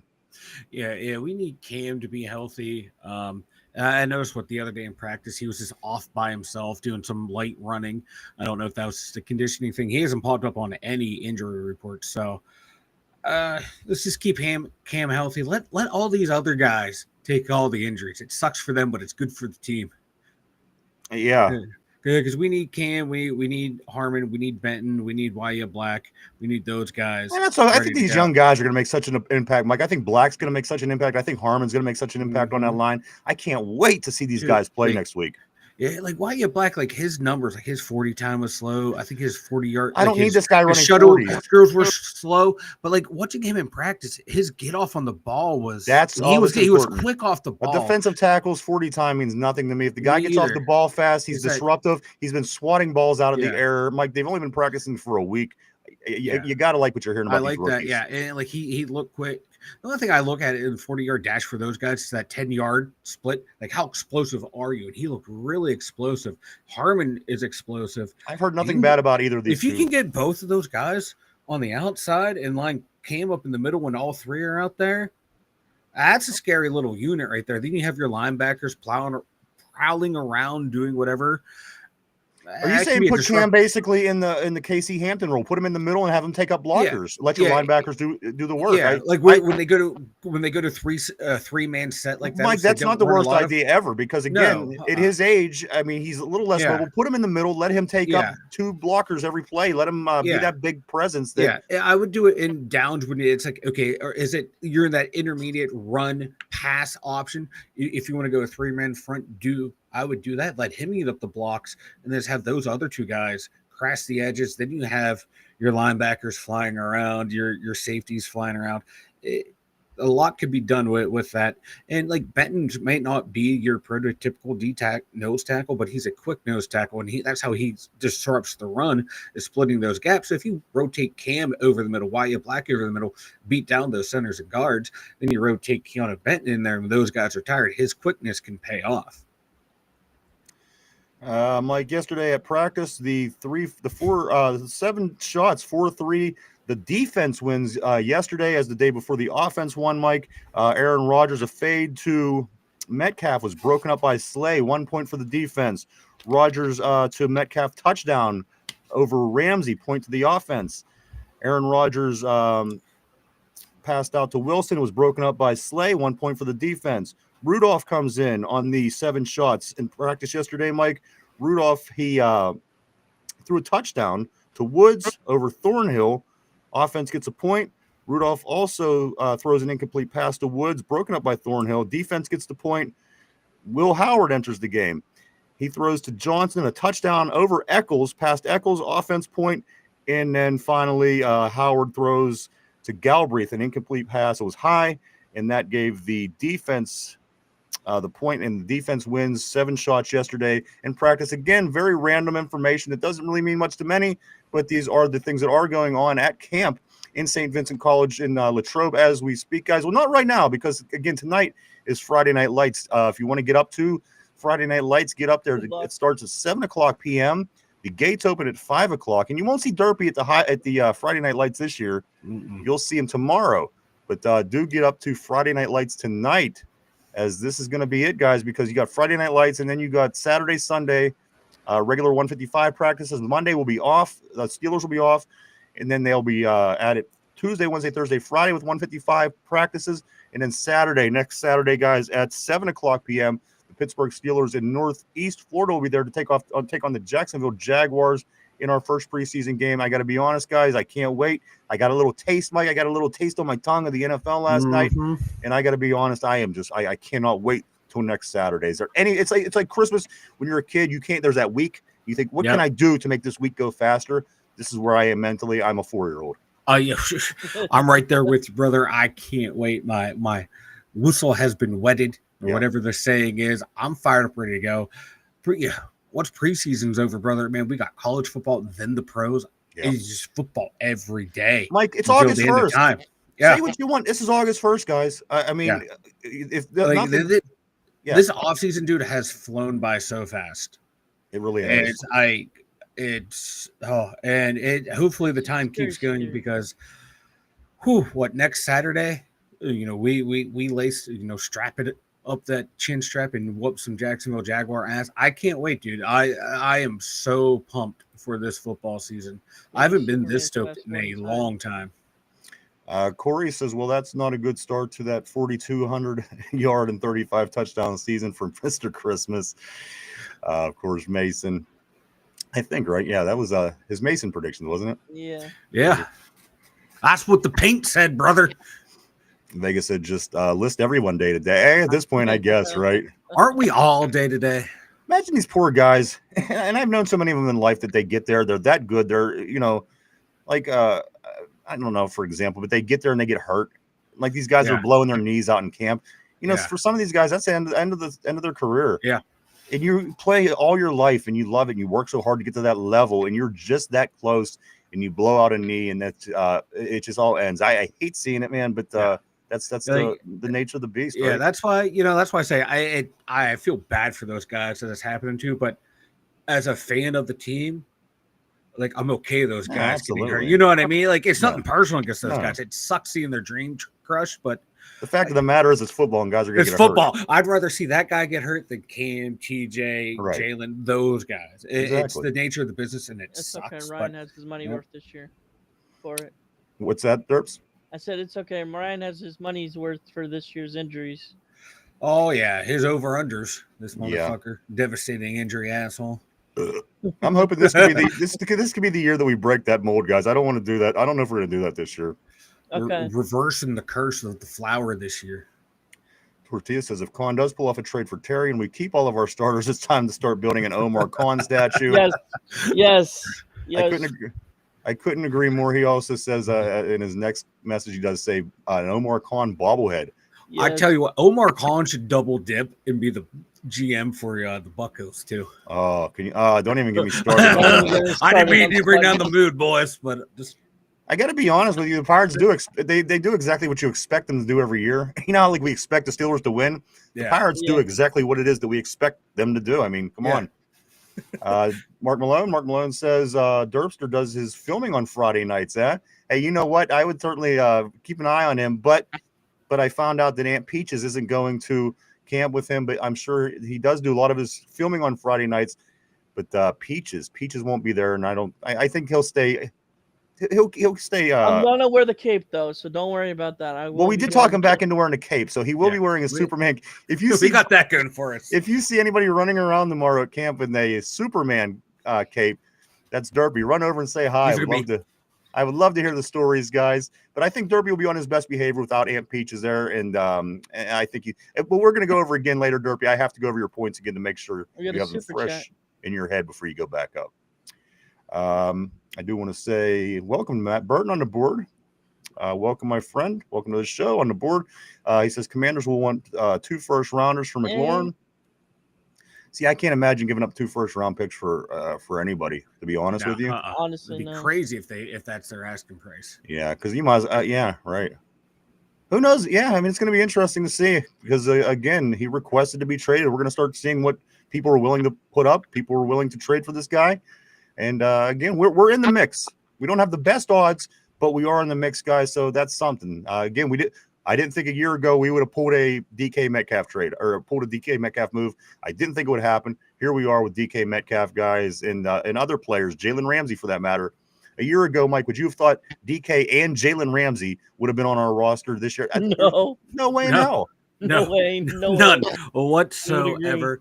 You're like, I'm loving it. You know, even if it doesn't all work out, I'm loving the aggressiveness. Absolutely. Showing that, hey, we want to get back to where we expect to be at. I know. And here's also the thing. If the team is not successful, at least you're trying and you're showing you're trying. If they continue to sit on their hands the way that we had for years, the way we did things in the past, and you're not good, then the fans are going to say, you're not even trying. And it's going to be, you kind of say Pittsburgh Pirates and this kind of thing. But Mike, he's trying. He's bringing in big names. He's doing things that, most Steeler fans wouldn't expect to see. No. Again, this year, guys, we have Jalen Ramsey and we have DK Metcalf on our football team. He's trying. That's Darius Slay as Aaron well. Rodgers, and again, I'm not.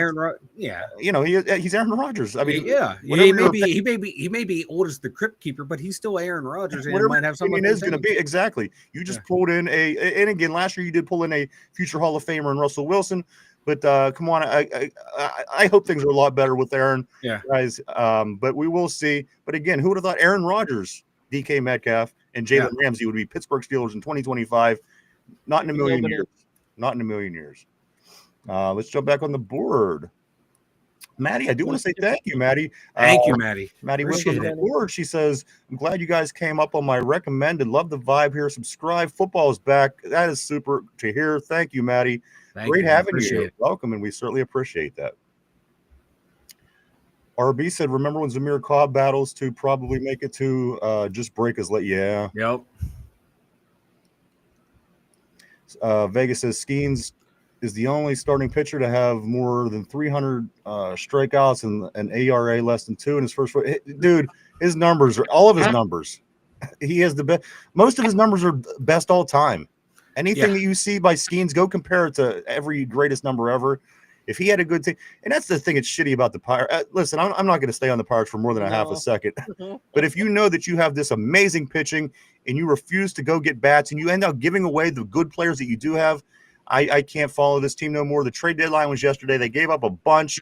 They got broken condoms in return. They got nothing. Guys, it has no value. What we got, we literally gave away, Mike. And the thing about David Bednar, he's from here. People loved him. He's from Mars. There's reports that who did we trade to the Yankees? Was it Bednar, right? Yeah, Bednar. Yeah, we had the choice of getting better prospects, and we said no. We'll take these guys right here. Like we had access to I think up to like their number 2, number 3 prospect. Yeah. They didn't want to give away their number 1. That's fine. We get access to better prospects, and we said, "Nah, fam, All we're right, good." let's like Yeah, we got to move on from the That's what- Buckeyes. Ruining Yeah. the vibe. They are the Cleveland Browns in baseball. There's no two ways about it, guys. Mark Malone says he'll probably have the cape on his front side. Never mind that stroking motion you see going on Hey under that. now. Hey now, Don't pay Derpy. attention to the man behind the curtain. Yeah, I gave Derpy a list of rules to follow, and I think this Oh. should fall into one of those categories, Mike. Yeah, so where- this is why he's called the Wizard of Oz. Okay, Derpy. what? I don't know, brother. Let's see. Vegas says Derpy walks around with a shake weight. Remember them, Mike? Yeah. Mike, how does the shake weight look? Yeah, that's it. It's like that South Park episode, the shake weight and then the cooling mist. Yes, in case you're forgetting, refer to Mike's box one more time. Go ahead, Mike. There you go. Let's see. Corey says nobody's giving up 2 firsts for a 30-year-old receiver. If they do, that shows why that team will never win a championship. Selling the house for a guy that's not a quarterback is dumb. Corey says, welcome, Maddie. Of course, welcome, Maddie. Tortilla says, as traded for the number 3 prospect in baseball, Leo DeVries shortstop. Oh, the A's did. Okay. Now the A's they're not much better than we are. Yeah, but They their were GM got a looking- better haul than we did. Ooh. They were looking decent before they traded everyone away. Yeah. You know what? So are we, Derby. We just won 8 and 9 games. You We were won too. We won 8 and 9 games. We won 5 in a row, and they go and give half the team away. It literally makes that's why people are starting to get so frustrated with this Pirates team. And it's only been going on for 30 years. I mean, nothing that's going to stay for a while, you know. Right. Tortilla says they'd have to trade and pay Terry. I don't know if they get anything more than a second. Mm-hmm. RB says if you got a broken rubber for Bednar, you made out. Oh, he was lights out there the last ever since he came He back. was. I got to be honest. But you don't know what Bednar you're getting. And you know what? Bednar doesn't come with a come in and strike out the side switch. The guy, it's always a dramatic ending to the game, and 2 outs, 3 guys on, 2 strikes. I mean, it's never ever come in and blow the ball by the guy 3 times to get out of the game. And that's why I was pissed whenever they got rid of Chapman last year, because he was a guy, even at his age, that was able to still come in and do that. And they keep Bednar, but then they end up getting rid of him anyway. So again, nothing but frustration with the Pittsburgh Pirates. So glad the football season's here. I think that most people could relate with me on that one. Vegas says I give Washington one of next year's thirds and 2 Roethlisbergers. So guys, yeah, what would you give fries up on the side because they don't deserve fries? What throw up on the board, guys? What would you give up? What what are you guys thinking? What kind of player would you involve in a trade with Washington? If you have an opinion on it, throw it up on the board. We'll love to talk about it. Vegas is starting too. I was in my 20s when this crap started. And then Tortilla saying 2026 picks off limited. Yeah, throw up your ideas, guys. Again, I've touched the topical surface on this, but I guess it could go many ways. If you guys have a idea, go ahead and throw it up, or we'll talk about it. Derpy, I want to get to something that you were talking about early, because I know that there's a lot of people that love the Madden football game, and the numbers have come out for the Pittsburgh Steelers.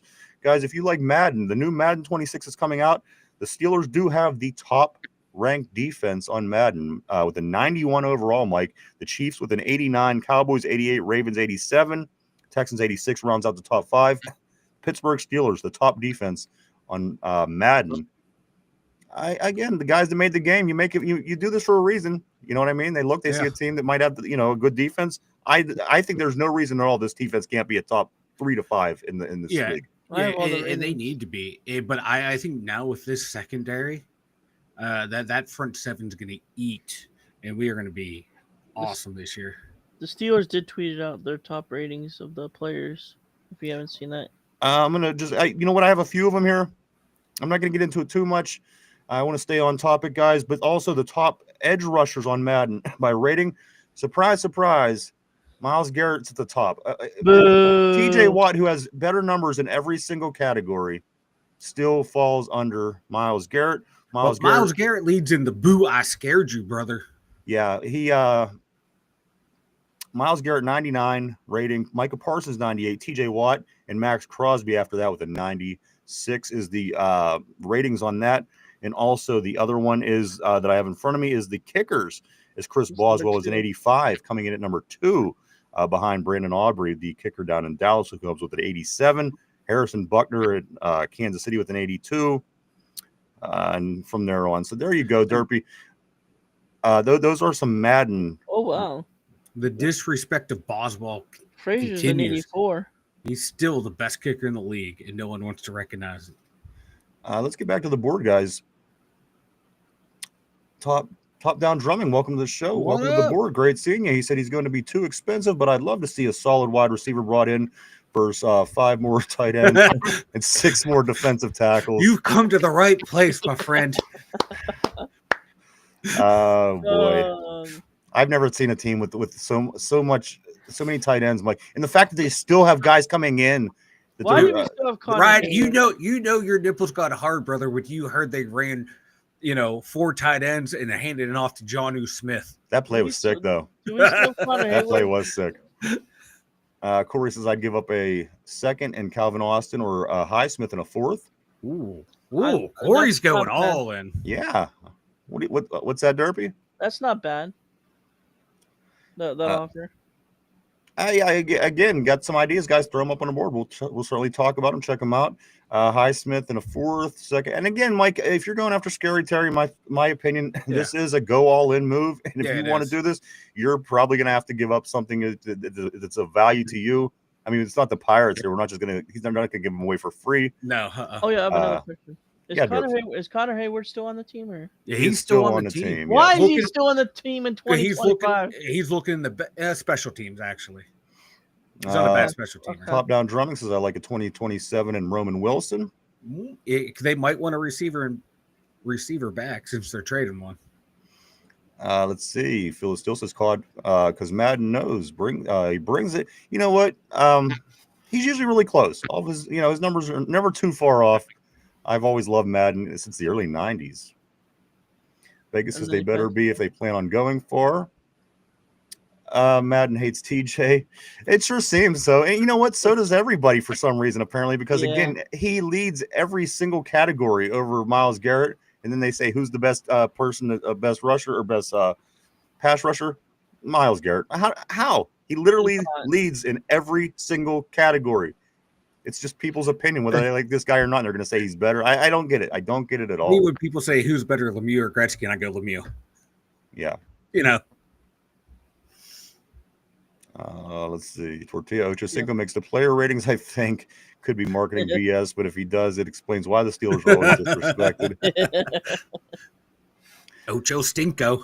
Corey says Garrett can have the 99. TJ will take the Super Bowl. You know what? Heck yeah. And how delirious is Garrett? He's up here saying, he's talking serious about he wants to win a Super Bowl. He wants to win the defensive MVP. I think the defensive MVP is doable. Yeah. But there's no way in hell. Come on, Cleveland. This team hasn't won a home playoff game in this stadium that opened up in 1999. They haven't won a home playoff game. Here's my thing. If their baseball team hasn't won since 1948, do you really think their football team's ever going to win anything? No. You didn't even tell me the first part, and I was going to tell you no. Exactly. Let's see. Top down drumming says, haha, love it. Tortilla says, John, I tell you what, when I seen him run that play out of the backfield yesterday, Mike, I thought we got potential this year. Just because there's so many different options now. And again, Aaron Rodgers, say what you want. The guy's going to see things that a lot of guys don't see, certainly, around the league. Veterans and the superstars do. Yeah. But to have that mind, to have what's going on between his ears is a huge advantage, I think. He's not going to be the best quarterback in the league by any means, but bringing that quality to this team, I think, goes a long way. Keeping him healthy is key. As long as, with the rest of the team as well, keeping healthy as a team is most overall important. But keeping this quarterback, Mike, once you fall into the issues of maybe having to start Mason Rudolph because of an injury, having to start the rookie, then you start losing confidence in the team, obviously, because what's going on between his ears is certainly valuable. I think though this offense is almost set to where you can survive with Mason Rudolph for a few weeks. I don't know why you think that. I do. Okay, I'm not. Me and Mark Malone are huffing the same paint, brother. Listen. I don't even want to think of that. Let's move on. Let's move on. Too much talk of injuries. Yeah. Whoa, I didn't even want to think that way. Yeah. Phyllis still says 90 from now on is going to be boom. Boom. The lightning bolt. Boom. RB says I would love to take a run at Wicks in Green Bay. He's one of the guys too. I think I've said him. Wicks, Romeo Dobbs, one of those two. Corey says they could have Connor as well, either way. Speaking of broken condoms, top down drumming says nobody better than TJ. You know what? Nobody gets paid more than him other than quarterbacks. So you're not wrong. Money talks, right? Yeah. Tortilla Garrett leads TJ and almost gotcha. Exactly. Almost gotcha. Boom. Got to be quicker than that. Yeah. Coasterholics, welcome to the show. Always great seeing always great seeing new people on the board. Welcome to the show. He says, if people want to pretend Garrett is better, then fine. Browns can have one good player. I'll take the better player in TJ any day. Absolutely. Absolutely. And don't get me wrong, I'm not shitting on Myles Garrett at all. The guy is tough. We played him, and you know what? He's in the backfield all the game, and we do play him a lot of the time. I'm just saying, comparing the two guys together, one guy has better numbers from top to bottom. Not a lot better, but they are better numbers. And at the end of the day, how you could turn from that and say, well, this guy is a better player when this guy has all the numbers, it to me just doesn't make sense. I mean, if you're a Pittsburgh Steeler or any Pittsburgh fan, you always feel that there's bias against our teams and players and our colors for whatever reason. But this certainly falls into the category of this, Mike, because, again, there's no explanation on why over and over Garrett should be chosen over TJ for so many different things. Mike, it doesn't make sense. Yeah, people were loving like his get off to pressure rate or like his pass rush win rate. Right. Those are all well and good, but give me sacks over a pressure any day, because I know what a sack leads to. Sack leads to loss of yards, loss of down. What does that pressure lead to? Does that pressure lead to a turnover? If so, good. But does that pressure lead to a quarterback stepping up and making a big throw like we saw when they played the Texans? That they kept getting all this pressure on C.J. Stroud. He kept stepping up and burning them. You can get pressures on Lamar Jackson, Josh Allen all day long. Guess what they're going to do? They're going to break off a long run. A sack limits that. So, pressures are all well and good, but there's no context for the pressure stat. So he's overvalued for getting that pressure. If you don't finish the play, you're not good. Look at Keanu Benton. Benton can get in the backfield quick, but he can't finish the play. I'd rather have a guy might take a little bit longer, but it's going to finish the play and get me a negative result for the offense. Let's see, a lot of love for Watt on the board I'm seeing as I'm going on here, Mike. I'm going to jump to Vegas right here. Vegas says Miles won his defensive MVP because of PFF, not because of the 0 sacks he had in the last 6 games of that year. And that was also, Nick Herbig had more sacks in that time. We certainly had this conversation on the show when it was happening. I could remember that very well, saying why, again, the guy gets no sacks in all these games, yet that season he continues. Again, PFF certainly played a big part in that, Mike. I think they give him a lot more power than he actually has, a lot more, star power, if you will. Yep. Corey says, I'm going to start calling Mike Ayahuascan Thunder. Don't judge my spelling. Hey, brother, I'm starting to see things. Freaking Mark Malone says Watt power again. A lot of Watt love on the board, and rightfully so, guys. We kind of got into it a little bit earlier this week about just the value of this guy, and I think we got the right guy here. At the end of the day, I'd want Watt over most of these other people, so. Go Watt, definitely. And it makes like, what about some of these other guys? Who's the brothers, the Bosas? Yeah. Why don't you hear their names much anymore? You hear the main guys. You hear, but Joey's not. Injuries, man. You got the Garrett, you got the TJ Watts, and the Bosas. They kind of disappeared. Even Max Crosby, who was his name was getting big, Mike, he kind of fell off last year. And I don't think it was his play. It was just the talk. It was the talk. Getting they weren't being given that power. They weren't. They weren't getting the media rub. Exactly, the media rub. Like Max Crosby, man, he's out there every single snap. Dude, he's a beast. I would hate to have that guy across from me. His motor does not stop. I would hate to have that guy. Nuts. Mike, if he was across from me, if Mike Parsons was across from me, these are the guys that I don't want to face down in, down out. They're too much. They're extra. Yeah, Max was injured last year a little bit. He missed 5 games. Sticky B. He says, I hope TJ breaks the sack record once and for all so we can stop hearing about they'll still talk about Garrett. I'm sure, you know what, if he wins gets the MVP, or I'm sorry, breaks the record, Myles Garrett will get the MVP because they feel bad or some weird shit. I just wonder, like, which player it's going to be. The media decides, hey, this is their year. We're going to campaign for him. Exactly. And that's what's been going on with these pass rushers over the past 5 seasons, Mike, because, again, to say that these guys, it wasn't that case or was it? No, the guy out it wasn't Denver. Last year. I was surprised. But for about 5 years in a row, Mike, it was all pass rushers. And I thought to myself, these guys are the best defenders. There's no linebackers getting 150 tackles. Yeah. There's no guys with 7-8 interceptions. Why does it always come down to the pass rushers? It's a sexy thing. And you're right. The media often dictates that. Yeah, it's a sexy set. It's a sexy play. So, yeah, people are going to like that more than, Fred Warner getting 140 tackles a year. No. What's the weird random sounds that Derpy makes? That's Derpy. Are you singing over there? Yes, I'm singing a song. Here we go. Let's see when you get in. Okay, let's see. Mark says the lightning bolts. What are we shooting for on that, Mike? I know that he does the boom. Is that what that is? Is that boom? Does that mean that's boom now? Okay, yeah. Boom power. All right. And the wattage. The wattage. That's what I was missing. Oh my God, Derpy.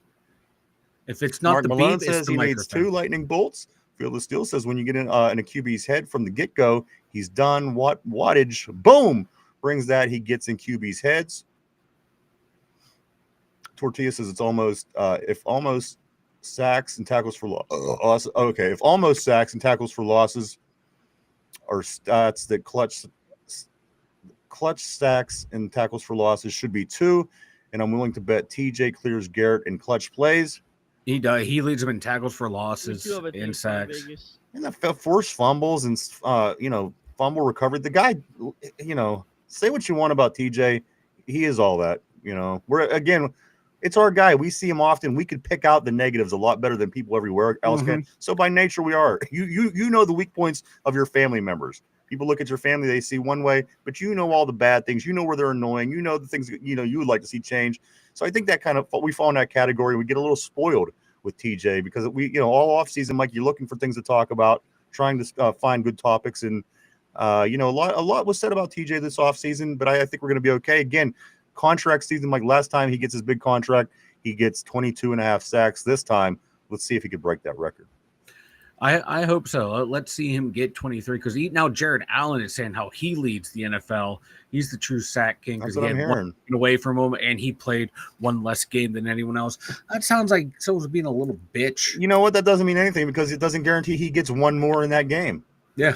You know what I'm saying? That's such a BS kind of argument because what you were given is what you got, and if you don't got the record, you don't got the record. Again, there's no guarantee he would have got the sack in that extra game if he would have played it. It's made up. It's imagination. RB says I'd rather 4 good players instead of 1 great and 3 ham and eggers. Vegas says, have you seen all Max's tattoos? I don't know. I don't think I've seen them all. Tatted up. But he's a beast. Yeah, I wouldn't mess with him under any circumstances. Corey Beaver says you're not going to hear about Bosa's because one of them plays on a team with Josh Allen amid James Cook's contract shit, and the other plays on a team where CMC and Purdy play. They aren't headline worthy. Did anybody see the picture of their mom? No. There's a picture I seen a meme of Bosa's mom, and they said she looks exactly like Ben Roethlisberger. And once you see it, you can't unsee it. The Bosa brothers' mom, her face, she has Ben Roethlisberger face. I kid you not. Go look her up. Yeah. Tortilla says Benito from the Broncos will be the next guy the media loves, or Verse from the Rams. No, Jared Verse was a little beast. He's I tough, like him. man. Vegas says every superhero Derpy needs a theme, though. Yeah, we did play the theme song early. Maybe we'll ride out the show today with the Derpy theme song, but we do have some things we got to get into, guys, as the show does go on, and we are getting far along here, Mike. I got to be honest with you, I can't believe it's already been over an hour and a half in. But that Derpy is going to camp tomorrow. That's right, Derpy goes to camp. He's going tomorrow. I've set rules for him. I'll go over them again. It's Derpy's special day. We're excited. He's going off to camp again. Last year, Was up there the year before, though. Friday Night Lights, Derpy shook Jalen Warren's hand. Great time. Not going to Friday Night Lights, which is tonight at 7 o'clock. However, he will be there tomorrow in his Superman cape. That's right, in his Superman cape. You on the board talked him into it. I just want to throw that out there. If it was up to me, Derpy wasn't going to do it. But you on the board had talked Derpy into it. For this reason, Derpy will be at Steeler camp tomorrow with his cape on. I think what we're going to do is we're going to probably tape it because here's the thing. Derpy, I don't know what the I don't know what he's going to bring in, and I kind of want to go through it, and because there might be a lot of nonsense that we don't even you know what I'm saying, Mike? Yeah. If we're getting shots of somebody's feet for 5 minutes, I want to be able to get that out of there. I mean, we'll leave it. He does have a foot fetish. We'll leave it in the capacity so we could laugh. But at the end of the day, I mean, I want to kind of take a look at what he has first, and then we'll play it extensively on Monday and really get into it then. But Derpy off to camp tomorrow. Our Derpy, I couldn't be prouder. Let me get a couple more of these messages in, Mike. And also, yes, do throw in. It is a special day since Derpy's going to camp. As Phil keeps saying, ask Derpy anything, guys. Before the end of the show, we will ask Derpy. If you have a question for him, throw it up on the board. It could be anything, and we'll get you an answer, guys. Ask Derpy. Oh, yeah. A segment that we hadn't had for some time, but guys, throw your questions, anything on the board. What's up, Derpy? Two things. Did you already talk Happy Gilmore too? Kind of, but no, but yeah, but sort of, but I'm not ready to because I didn't see it yet. You didn't see it yet? No, I'm literally Derpy, stay on track. Stay on topic. I love it. I'm literally the only guy that probably hasn't seen Happy Gilmore at this point. And you know what, Mike, I'm going to make it a point. I'm going to watch it this weekend. I will watch it this weekend. My other thing was, and we'll talk about that on Monday, Derpy. So go ahead. Go see the Naked Gun. Go see the new Naked Gun movie. All right, I think I would like that. I like the Naked Gun movies. Is OJ in it? Yes, and no. Okay. All right. Don't tell me any more then. Okay. Don't tell me any more. Don't ruin it for me. Let's see. Big Ben, LOL. Corey says, "Is Bosa's mom a Travolta and Hairspray situation?" You know what? She's just a mom-looking lady, but when you look at her, she has Ben's face. It's kind of comical. If somebody didn't mention it to you, you wouldn't know. But if somebody did mention to you, you can't unsee it, is what I'm saying. So RB says you don't hear about the Boses because they supported Trump, so the media love fest ended. Or it might just be Mike, I don't care. Production dropped. The production dropped. It could be anything. I don't know. The production dropped. These questions. But I don't know. It could be, Mike. So who knows? RB says same with Crosby. Phyllis still says Derps, you better bring the boom. Boom. Vegas training camp over wrestling. Yeah, because he was going to go watch SummerSlam. Oh, that's right, Derpy. Yeah. That's right. If Vanilla Thunder ain't there, it ain't real wrestling, Derpy. Yeah, you can't get Mike started on anything that has politicians' names in it because he gets weird. And again, I have to stop it instantly. I just want to throw that out there. I'm hoping I make it back for SummerSlam though. I get everyone fired up over everyone. SummerSlam. Mike loses his ability to talk as an adult whenever people bring up politics. It's kind of crazy. Matter of fact, it would probably be a good segment on the show, but it would drive me nuts. SummerSlam is Saturday though too. I'm hoping to make it back for it. Now, if you're going early in the morning to get up to camp, you might be back. Vegas says Derpy has a vast collection of toe jam. Mandy says, not the foot fetish, no judgment though. Hey, no. Can't be scaring people away that just got here, Derpy. He's scaring me away. I've been here forever. RB says, Derpy, wear your underwear outside of your shorts. Like, yes, listen, I'm not going to expect you to do that, but if you wear your underwear outside of your pants, you get extra points. Come on. No. Extra credit, Derpy. Remember, you put a little lemonade on the front, a little chocolate sauce on the back. Play up the bit, Derpy. Mark Malone, don't be creepy touching fans in the stands, Derpy. That's a lot to ask, Mark. I got to be honest with you. That's why he wears mittens. That's not the only reason why he wears mittens. Tortilla says Happy Gilmore was weird. I'm hearing conflicted stories. Some people loved it, some people hated it. Well, you know what? And then there's people in the middle saying, it was what it was. It's Happy Gilmore too. And I kind of get what this all means. So I'll watch it this weekend. I promise, guys. Phil still says, Derpy, have you knocked some boots yet? Question of the day, Derpy. You know what? I know, Derpy, there's not going to be a lot of available women at camp this year. But if you do meet a young lady, I want you to make sure you get a hold of me, and I need to approve before anything happens, because again, Fine. all right, I don't need you landing in the wrong with the wrong crowd is what I'm trying to say. Exactly. Or to find you a good, virtuous woman. You don't want to go trolling lot lizards like Vanilla Thunder. We'll get you a nice virtual woman. That seems to be a thing now. Vegas says, has Derpy taken too many tombstone pile drivers in practice, Vanilla? Hey, I'm a safe worker. I keep him protected, brother. Corey says, Derpy, can you get me I love this question. Derpy, can you get me a player autograph? I would trade you a brand new top of the line smoke detector with. Wait, hold on, Corey. Is it going to have a 9-volt battery included? We need the battery, and it sounds like we got to get Derpy a better microphone. Tag that, Vanilla Thunder. Tag that. That's the question of the day. Phil is still liking that. Sticky B, what you know about Sticky B? Sticky B says the Bosa's always seemed like they were hurt. Ain't that the truth? Early on, all you hear is Bosa, and then by the end of the year, you find out they're hurt all season. I couldn't agree more. Vegas says Superman with IBS. Oh God, that could be fun. How do you think you got the lift off, brother? Why do you think the bottom of that cape keeps flapping back here too? Jesus Christ. Tortilla says Derpy's gonna fall in love with a Browns fan. You know what? I'm good. I'm good. Derpy's actually. I feel it coming. Hold on. Derpy's actually, he's kind of as much as I mean, if you know who.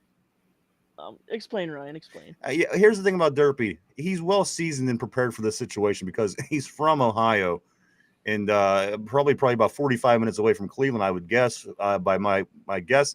So he's got this far through his life with Browns fans around him. There's Browns fans in his family even, so he knows how to handle. He knows how to handle this situation. But who knows? He sees a Brown fan, with a smile and has all of her teeth. He might fall for her. You don't cross lovers, brother. Oldest tale of time. Romeo and Juliet.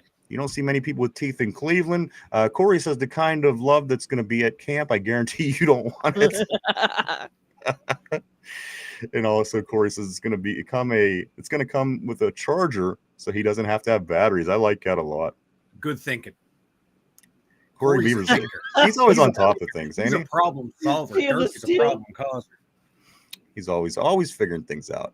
Phil says if Derpy hooks up with a Browns fan, he better make her feel the steel. You know it's time for Phil to still be back on the board, baby. Feel the steel, baby. Yeah. And broken condoms. Vegas says my wife is a Cards fan. I make sure she sees me getting both feet in bounds when I enter the room. Oh no. Guys, again, Derpy. I'm gonna at the very end. I'll make sure I read these the rules over for you again. I gotta read them out. You have to read them out loud because again, I have to keep tabs on you. I don't. You got a pinky promise, brother. Yeah. Nothing more sacred. Guys, just bear with me. We're going to be heading into the trivia question of the day. After I blow through this real quick, Mike, I'm not going to talk about this team for very long. Give it 15 seconds at the most. The Pittsburgh Pirates back at it today. They have a 3-game series in Colorado. Mike, the Pirates, they do come in with a 47-62 record. The Rockies are the worst team in the league. Game 1 of 3 today at 8:10 in Colorado. Andrew Haney will be on the hill for the Pirates. Paul Skeens will be pitching on Saturday, in case anybody still cares about this team at that point. Mike, and then Mitch Keller Sunday, and that is the Pirates talk of the day. Pittsburgh Penguins start in 67 days. The puck drops for them. Mike, the Pitt Panthers are underway with camp as well at football camp. The Pittsburgh Riverhounds, our other football team, the soccer team that is, they'll be hosting Rhode Island tomorrow at 7 o'clock. Get down to Highmark Stadium to watch the Pittsburgh Riverhounds as they play the Rhode Island soccer squad. Mike, this I got to be honest with you. This soccer schedule, it goes on. They seem like they've been playing for months now, hasn't it, Mike? What's the length of this league particular? Oh, I have no idea. It just keeps going and going and going. I have no idea when it ends. I thought it ended 2 weeks ago. They had lost something, and it was like this. That was the inner.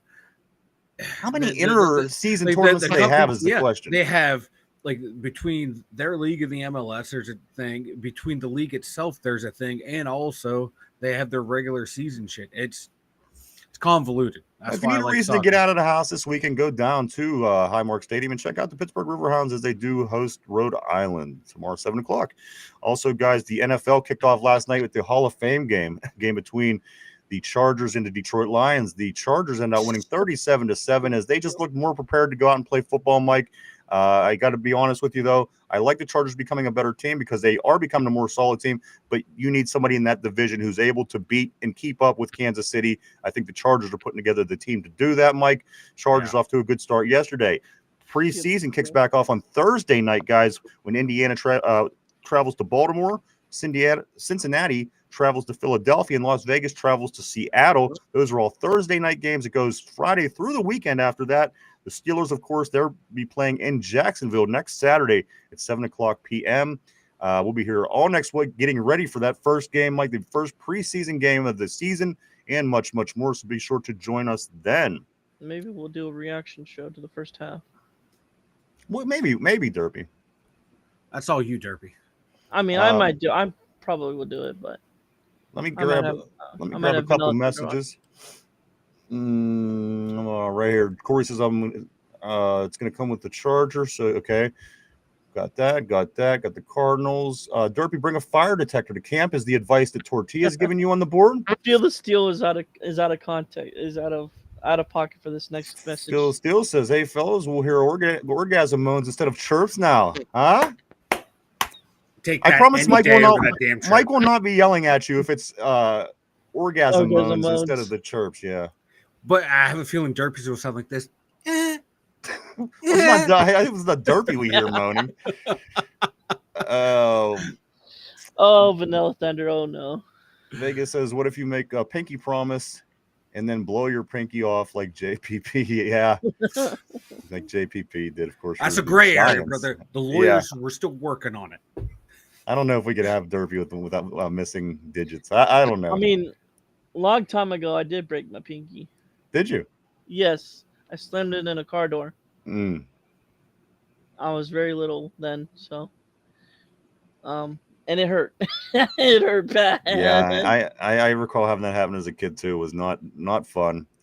Coasterholic says, nothing beats dating a football girl. You get to watch football all day on Saturday without issues. Hey, ain't no, I'm not spotting nothing that ain't true in that comment. Coasterholics also says, nothing beats dating a football girl. You get to watch football. Okay, I got it. And then Sunday, same thing basically. And then he said on Sunday with no issues. And if you could find that girl, keep her, right? Right. Man advance. Vegas says ticket prices go up when the Pens come up to town to play the Vegas Knights. That'd be a good time. I'd like to go to a Pens Vegas Knights game in Vegas, Mike. Sometime. Yeah. That would be a good time. That would be. We'll do the road trip again. Let's finish up these messages, Mike. We are going to get to the question of the day. Corey says, at Coaster, my wife was also a Steelers fan, and we got engaged in Pittsburgh the day before we went and saw the Ravens game in 2023. That's a pretty awesome story. That's awesome. I love stories like this. I do, you know. A lot of people often do the things that the girls want. Look at this nice picture. It's all beautiful. No, man. I got a picture of proposing at the Steeler game. Like I thought, you know, that's what the guy's all about. Let the guys have some shit too sometimes, right, guys? Coasterholic says, Corey, that's awesome. Congrats, brother. Phil still says, Corey, my wife was a 49er fan. When she felt that steel, she's been black and gold since. Once you go is on another level today. Once you go black and gold, you never go back, baby. Coasterholic says, do you guys prefer 1 p.m. games, 4 p.m.s, or prime? I'm a 1 o'clock game kind of guy. Mm-hmm, me too. I've always been. I like 1 o'clock games. It seems like it just takes forever to get to the primetime games. Yeah, it does. You're watching all these other games, and then you're three games into the day, and then your team's finally. I like to get up. I like to read the paper and then watch the game, and then after we win or lose, that kind of dictates how I feel about the rest of the games. So then I'll watch the West Coast games and late games. Then I prefer 1 o'clocks. And then by the time you're ready to go to bed, you're over. If we lost, you're kind of over it. Yeah, right. You just get it out of your system. Sticky B, what you know about Sticky B? Sticky B says, I've seen one in Vegas, well worth it. Stay at the New York. You can walk so much. There's so much I would love to do in Vegas. I don't know, especially the way the world is. I don't know if That's a great I don't know if question, I'll ever end up there. That's depressing because I always wanted to go to Vegas. That's a great question, Maddie. I just think that I'd be the guy in an airplane that would crash. I just do. I listen. That's just my luck. That's a chance I'm willing to take, brother. I don't know if it is. I would just I would love to do all these. I would love to go to Vegas. I would love to stay in New York, but I would die. I bet you. I would. It would happen. It can only happen that way. Believe me. Maddie says, "What days, times do you go live? Usually Monday through Friday, 11 a.m. to 12 p.m. Eastern Standard Time. Right on top of it. There you Eastern go. Standard Time, guys. Sometimes it could be as late as 11:30 to 1:30, but we do generally try to go 2 hours. Start time officially is at 1 o'clock, but sometimes it could run a little bit later. So you're welcome, absolutely. And she says, "Welcome to Phil the Steel," or thank you to Phil the Steel as well. Sticky B, did you notice if the Statue of Liberty out front had a Vegas sweater on? Vegas is asking Sticky. Corey Beaver says, I think my wife married me because as a Steeler fan, she got used to the things she loves coming up short when it counts. Boom. Self-burn. High five. Corey. And then Vegas says, now's a good time to visit as a lot of the hotels are running special. I don't know. Again, that random guy that just started shooting random people at a concert. Like, I would be one of them random people. I just know that I would. I know that I would. I have to stay barricaded where I'm safe. Record it, brother, so we can play it on the show. I'm fragile for you. Yeah, come on. It's all about the engagement. Let's see, Sticky B. What you know about Sticky B? Sticky B says at Vegas, pretty sure it did. Been a couple years. The show on ice before the game was awesome, and Vegas drumline is legit. And that's the thing. Vegas is all about the entertainment. That's why I would love to go out and see a lot of this stuff, man. Just see some of the entertainers that are down there, the names that you heard, and you probably would never go see unless you're in Vegas. And I would be into all that shit. No two ways about it. Vegas's pre-games were awesome. Mike, why don't you go tell everybody about the website? The2dumbyinzers.com. Check it out. We have all of our social media links listed over there, more than we have over here on the YouTube page. We got the dumb thoughts. I have a new one posted about the Steelers offensive line, probably filled with a bunch of grammatical errors because I am a dumb Yinzer. So check it out at the 2 Dumb Yinzers. And don't forget, there's a small little merch store over there too, where you just remember, everyone, listen. That's a nice shirt. I got to admit, as Ryan's favorite saying. Guys, go check it out. www.the2dumbyinzers.com. That's www.the2dumbyinzers.com. Go check it out, everybody. Let's get into the question of the day. Mike, yesterday was the Hall of Fame game. So today is going to be a Hall of Fame question. All right. Derpy, Mike, put on your thinking cap. Everybody on the board, everybody at home, here we go. This is short, it's simple, it's sweet. Here we go. Question of the day. Who is the only black quarterback in the Hall of Fame? There's only one. There's only one black quarterback in the Hall of Fame, guys. Take a minute to think that over. We're live 5 days a week right here, Monday through Friday, 11 a.m. to 12 p.m. Eastern Standard Time every day right here on YouTube. Question of the day, guys. Who is the only black quarterback in the Hall of Fame?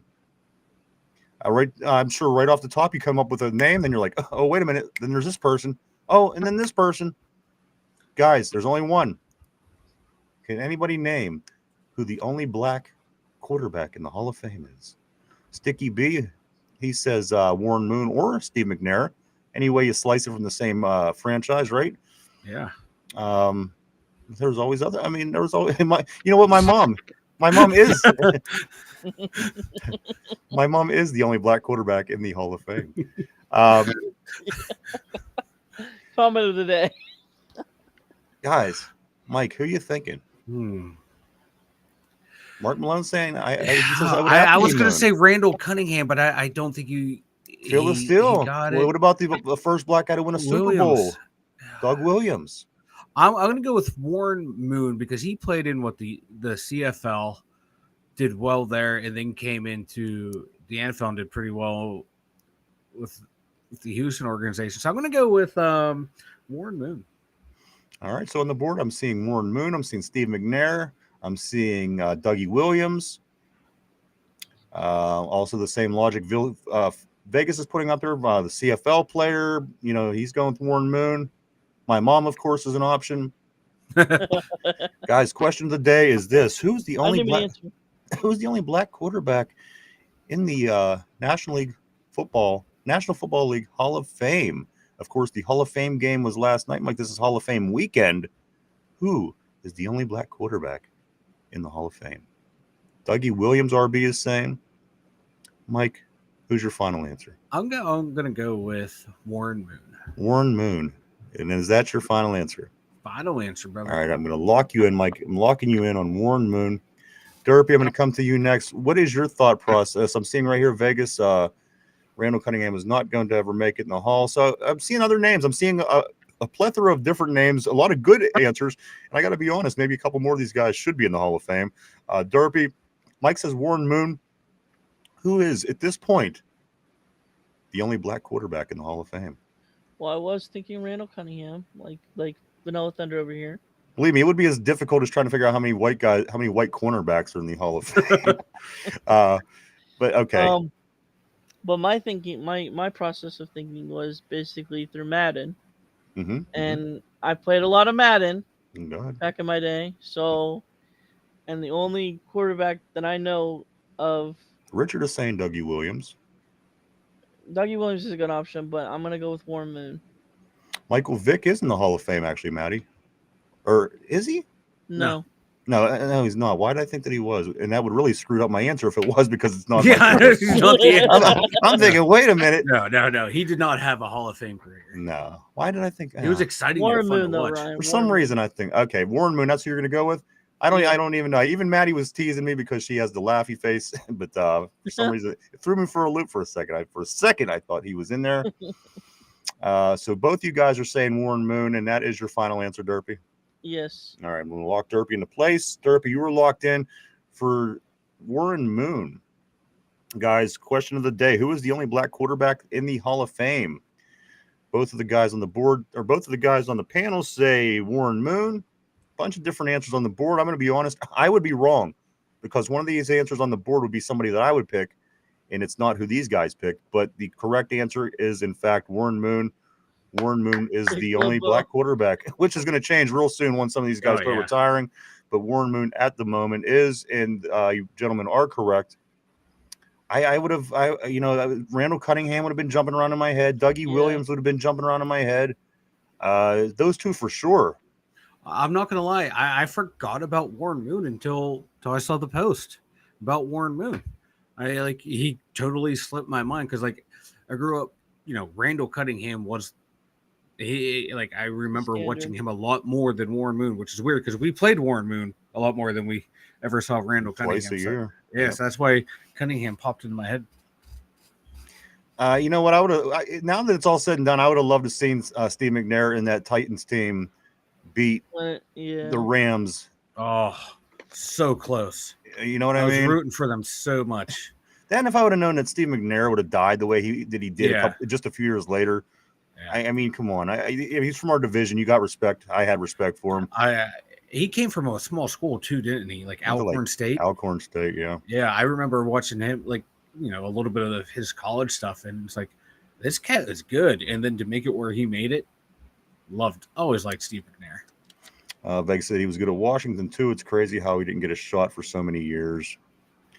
Lots of great athletes, guys. I mean, as the Hall of Fame grows, we're going to continue to see more amazing athletes. I love it. Again, this is Hall of Fame weekend. They did start the preseason yesterday with the Hall of Fame game with a Chargers 37-7 win.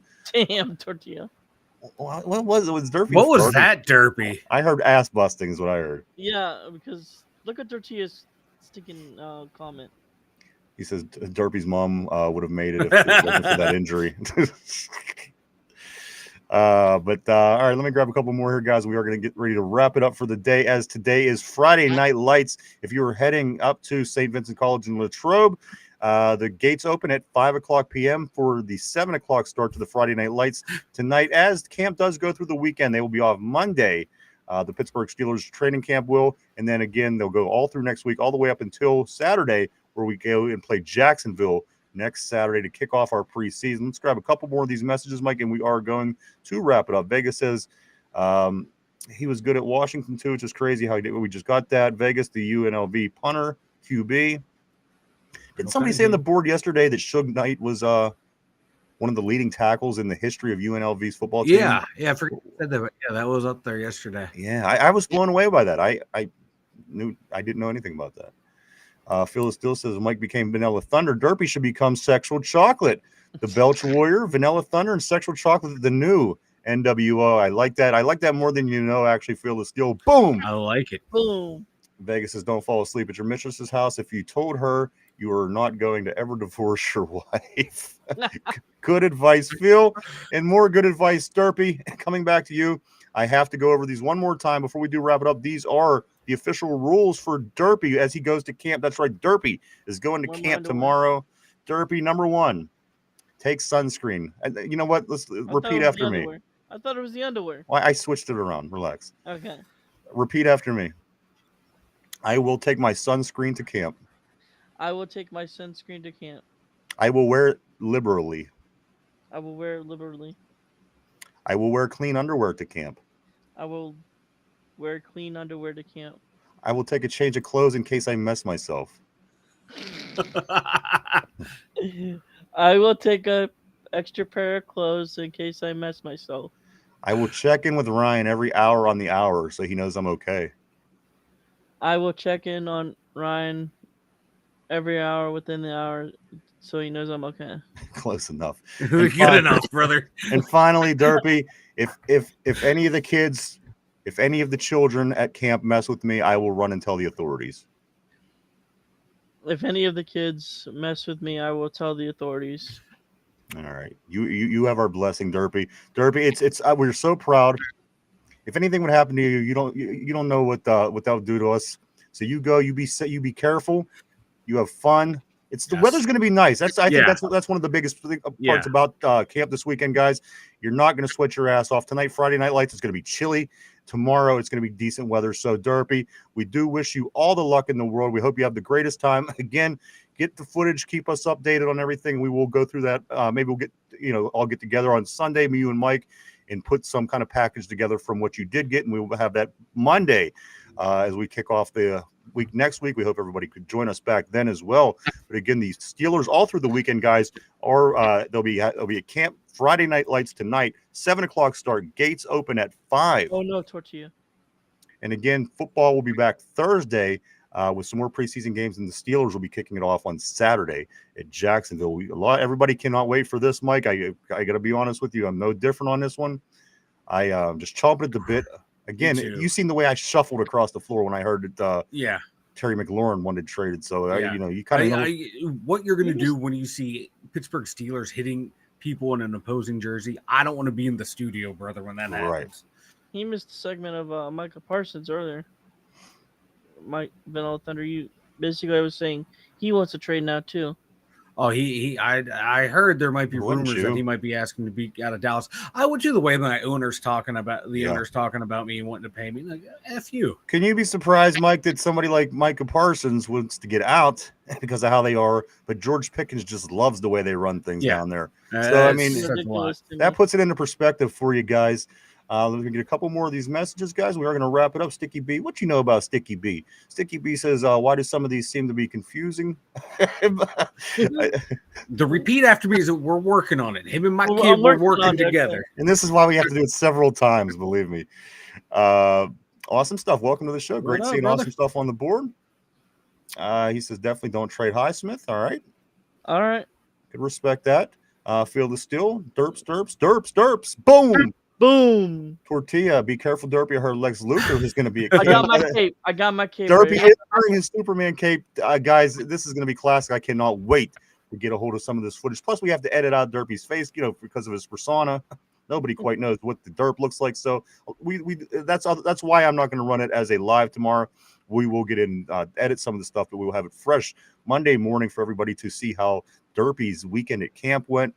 Again, Friday Night Lights tonight. Tomorrow, Derpy's at camp. Pirates start a series in Colorado against the worst team in the league. Wait, that's not us. Nope, it's the Colorado Rockies. Somehow, Mike. That goes on. Paul Skeens pitches tomorrow. I'm sure a lot of people want to pay attention to that. Mike, with these big Steelers news over the weekend, will we get Terry McLaurin, Scary Terry, on this offense? I say if we do, this team becomes an instant Super Bowl contender. Yeah, legit contender if that happens. Hopefully, if it happens, just try not to give up any key players. But if it does happen, let the chips fall where they may, boys. I'm excited for the season, even if we don't get Scary Terry. Like I said, I think we have a 15% chance. But even if we don't, I'm ready for it. I'm ready for Steelers season. Vegas says high of 81 tomorrow, according to Alexa in Pittsburgh. It got chilly. It was chilly here, especially last night. Vegas also says we evolved from the Super Bowl shuffle to the Yinzer Ryan shuffle. Hey, Mike, we do have we don't have it to present to you right now, but we do have a video that we could always bring in certain times to show off the Ryan shuffle. It wasn't yesterday, but Mike, there was a shuffle a while back that fortunately we got on tape. Maybe we'll bring that in next week, Mike, as we get ready to kick off the season.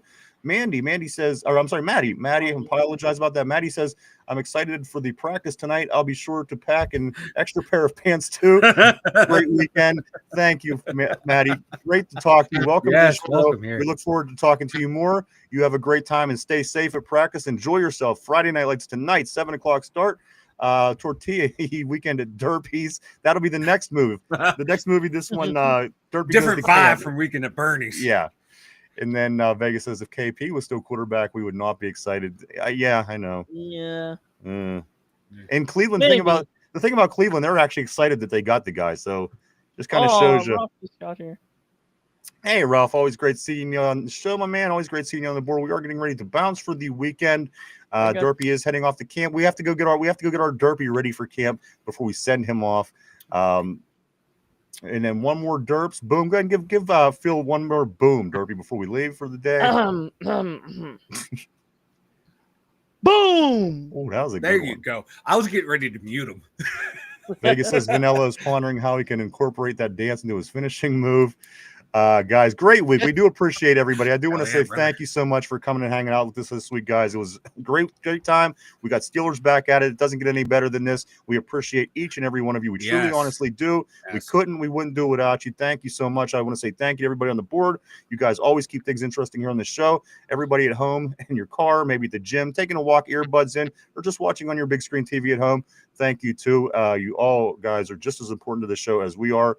We give you all the thanks in the world. Yes, you guys are the best. And welcome to all the new people who showed up today. Absolutely. Awesome stuff. Maddie, I know there are a couple others. I can't remember your names. I apologize. But welcome. And Derpy, any plugs for you, Derpy? Derpy does have his Derpy Entertainment where he talks about movies and talks about reviews and trailers and all these kind of fun things of new movies that come out, comic movies.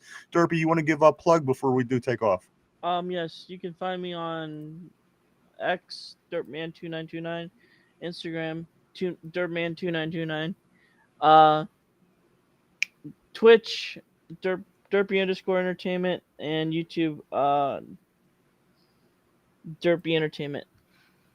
All right, go check them out, everybody. I do check them out when their new movie is coming on. Derpy is who I'll listen to first because I know him, see what he says, and then I go beyond and try to figure out if I want to watch it. And he does a great job providing information.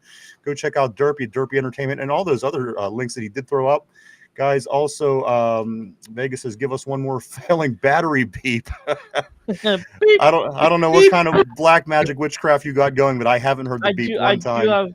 I do have some news, NFL related news. Yeah, what's up? Apparently, it looks like NFL Red Zone is no more. It is being sold to ESPN. Yeah, I saw that. Yeah, it might be happening. Yeah, so. Thank you, Tortilla. You too, brother. Vegas says, why do I have a feeling Derpy spoils them all? Thank you so much, everybody. If you haven't had a chance, go check out. We're on social media all over the place. Stop by if you're on Facebook, Twitter, formerly known or X, formerly known as Twitter, Instagram, Threads, wherever you may be. Stop by, visit us, hit the like button. Also, guys, if you haven't had a chance, hit the like button below. Hit subscribe if you're not subscribed yet. It helps us out a lot. We just asked because we and we appreciate it, everybody. Mike, anything before we wrap it up for the day?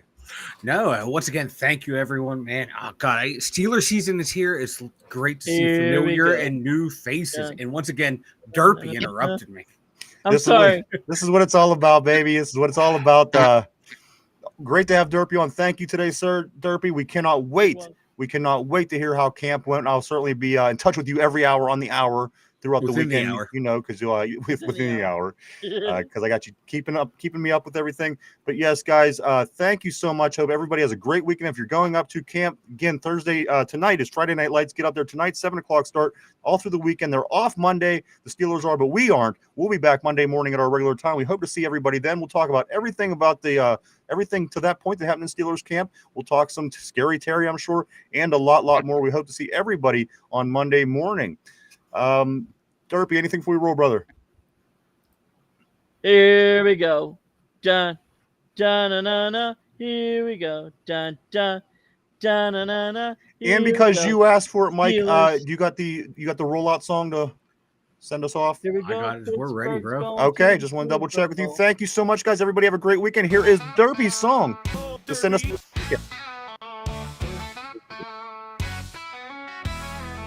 Down in Ohio, where the winds don't sleep, Derpy's a mystery. He's in too deep. Face never shown, just a shadow's grin. Enigma like bourbon with a punch of sin. Oh, Derpy, you're the talk of the town. Steelers jersey on, never backs down. Smoke detector singing its own tune. Beeping for 2 years under that same old moon.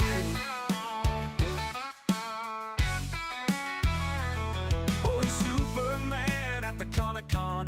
Cape flapping like thunder till the break of dawn. On 2 dumb Yinzers, he's solid gold. Tales of Derpy man, they never get old. Oh, Derpy, you're the talk of the town. Steelers jersey on, never backs down. Smoke detector singing its own tune. Beeping for 2 years under that same old moon. Oh, he's Superman from across state lines. Steelers in his heart, yeah, his soul aligns. Ohio born, but Pittsburgh son. Derpy runs wild, he's a loaded fun gun. A ghost in the night with a laugh so sly. Nobody knows if that's truth or lie. The beep beep goes the smoke alarm song. In Derpy's world, it's been beeping too long. Oh, Derpy, you're the talk of the town. Steelers jersey on, never backs down. Smoke detector singing its own old tune. Beeping for 2 years under that same old moon. For 2 years under that same old moon.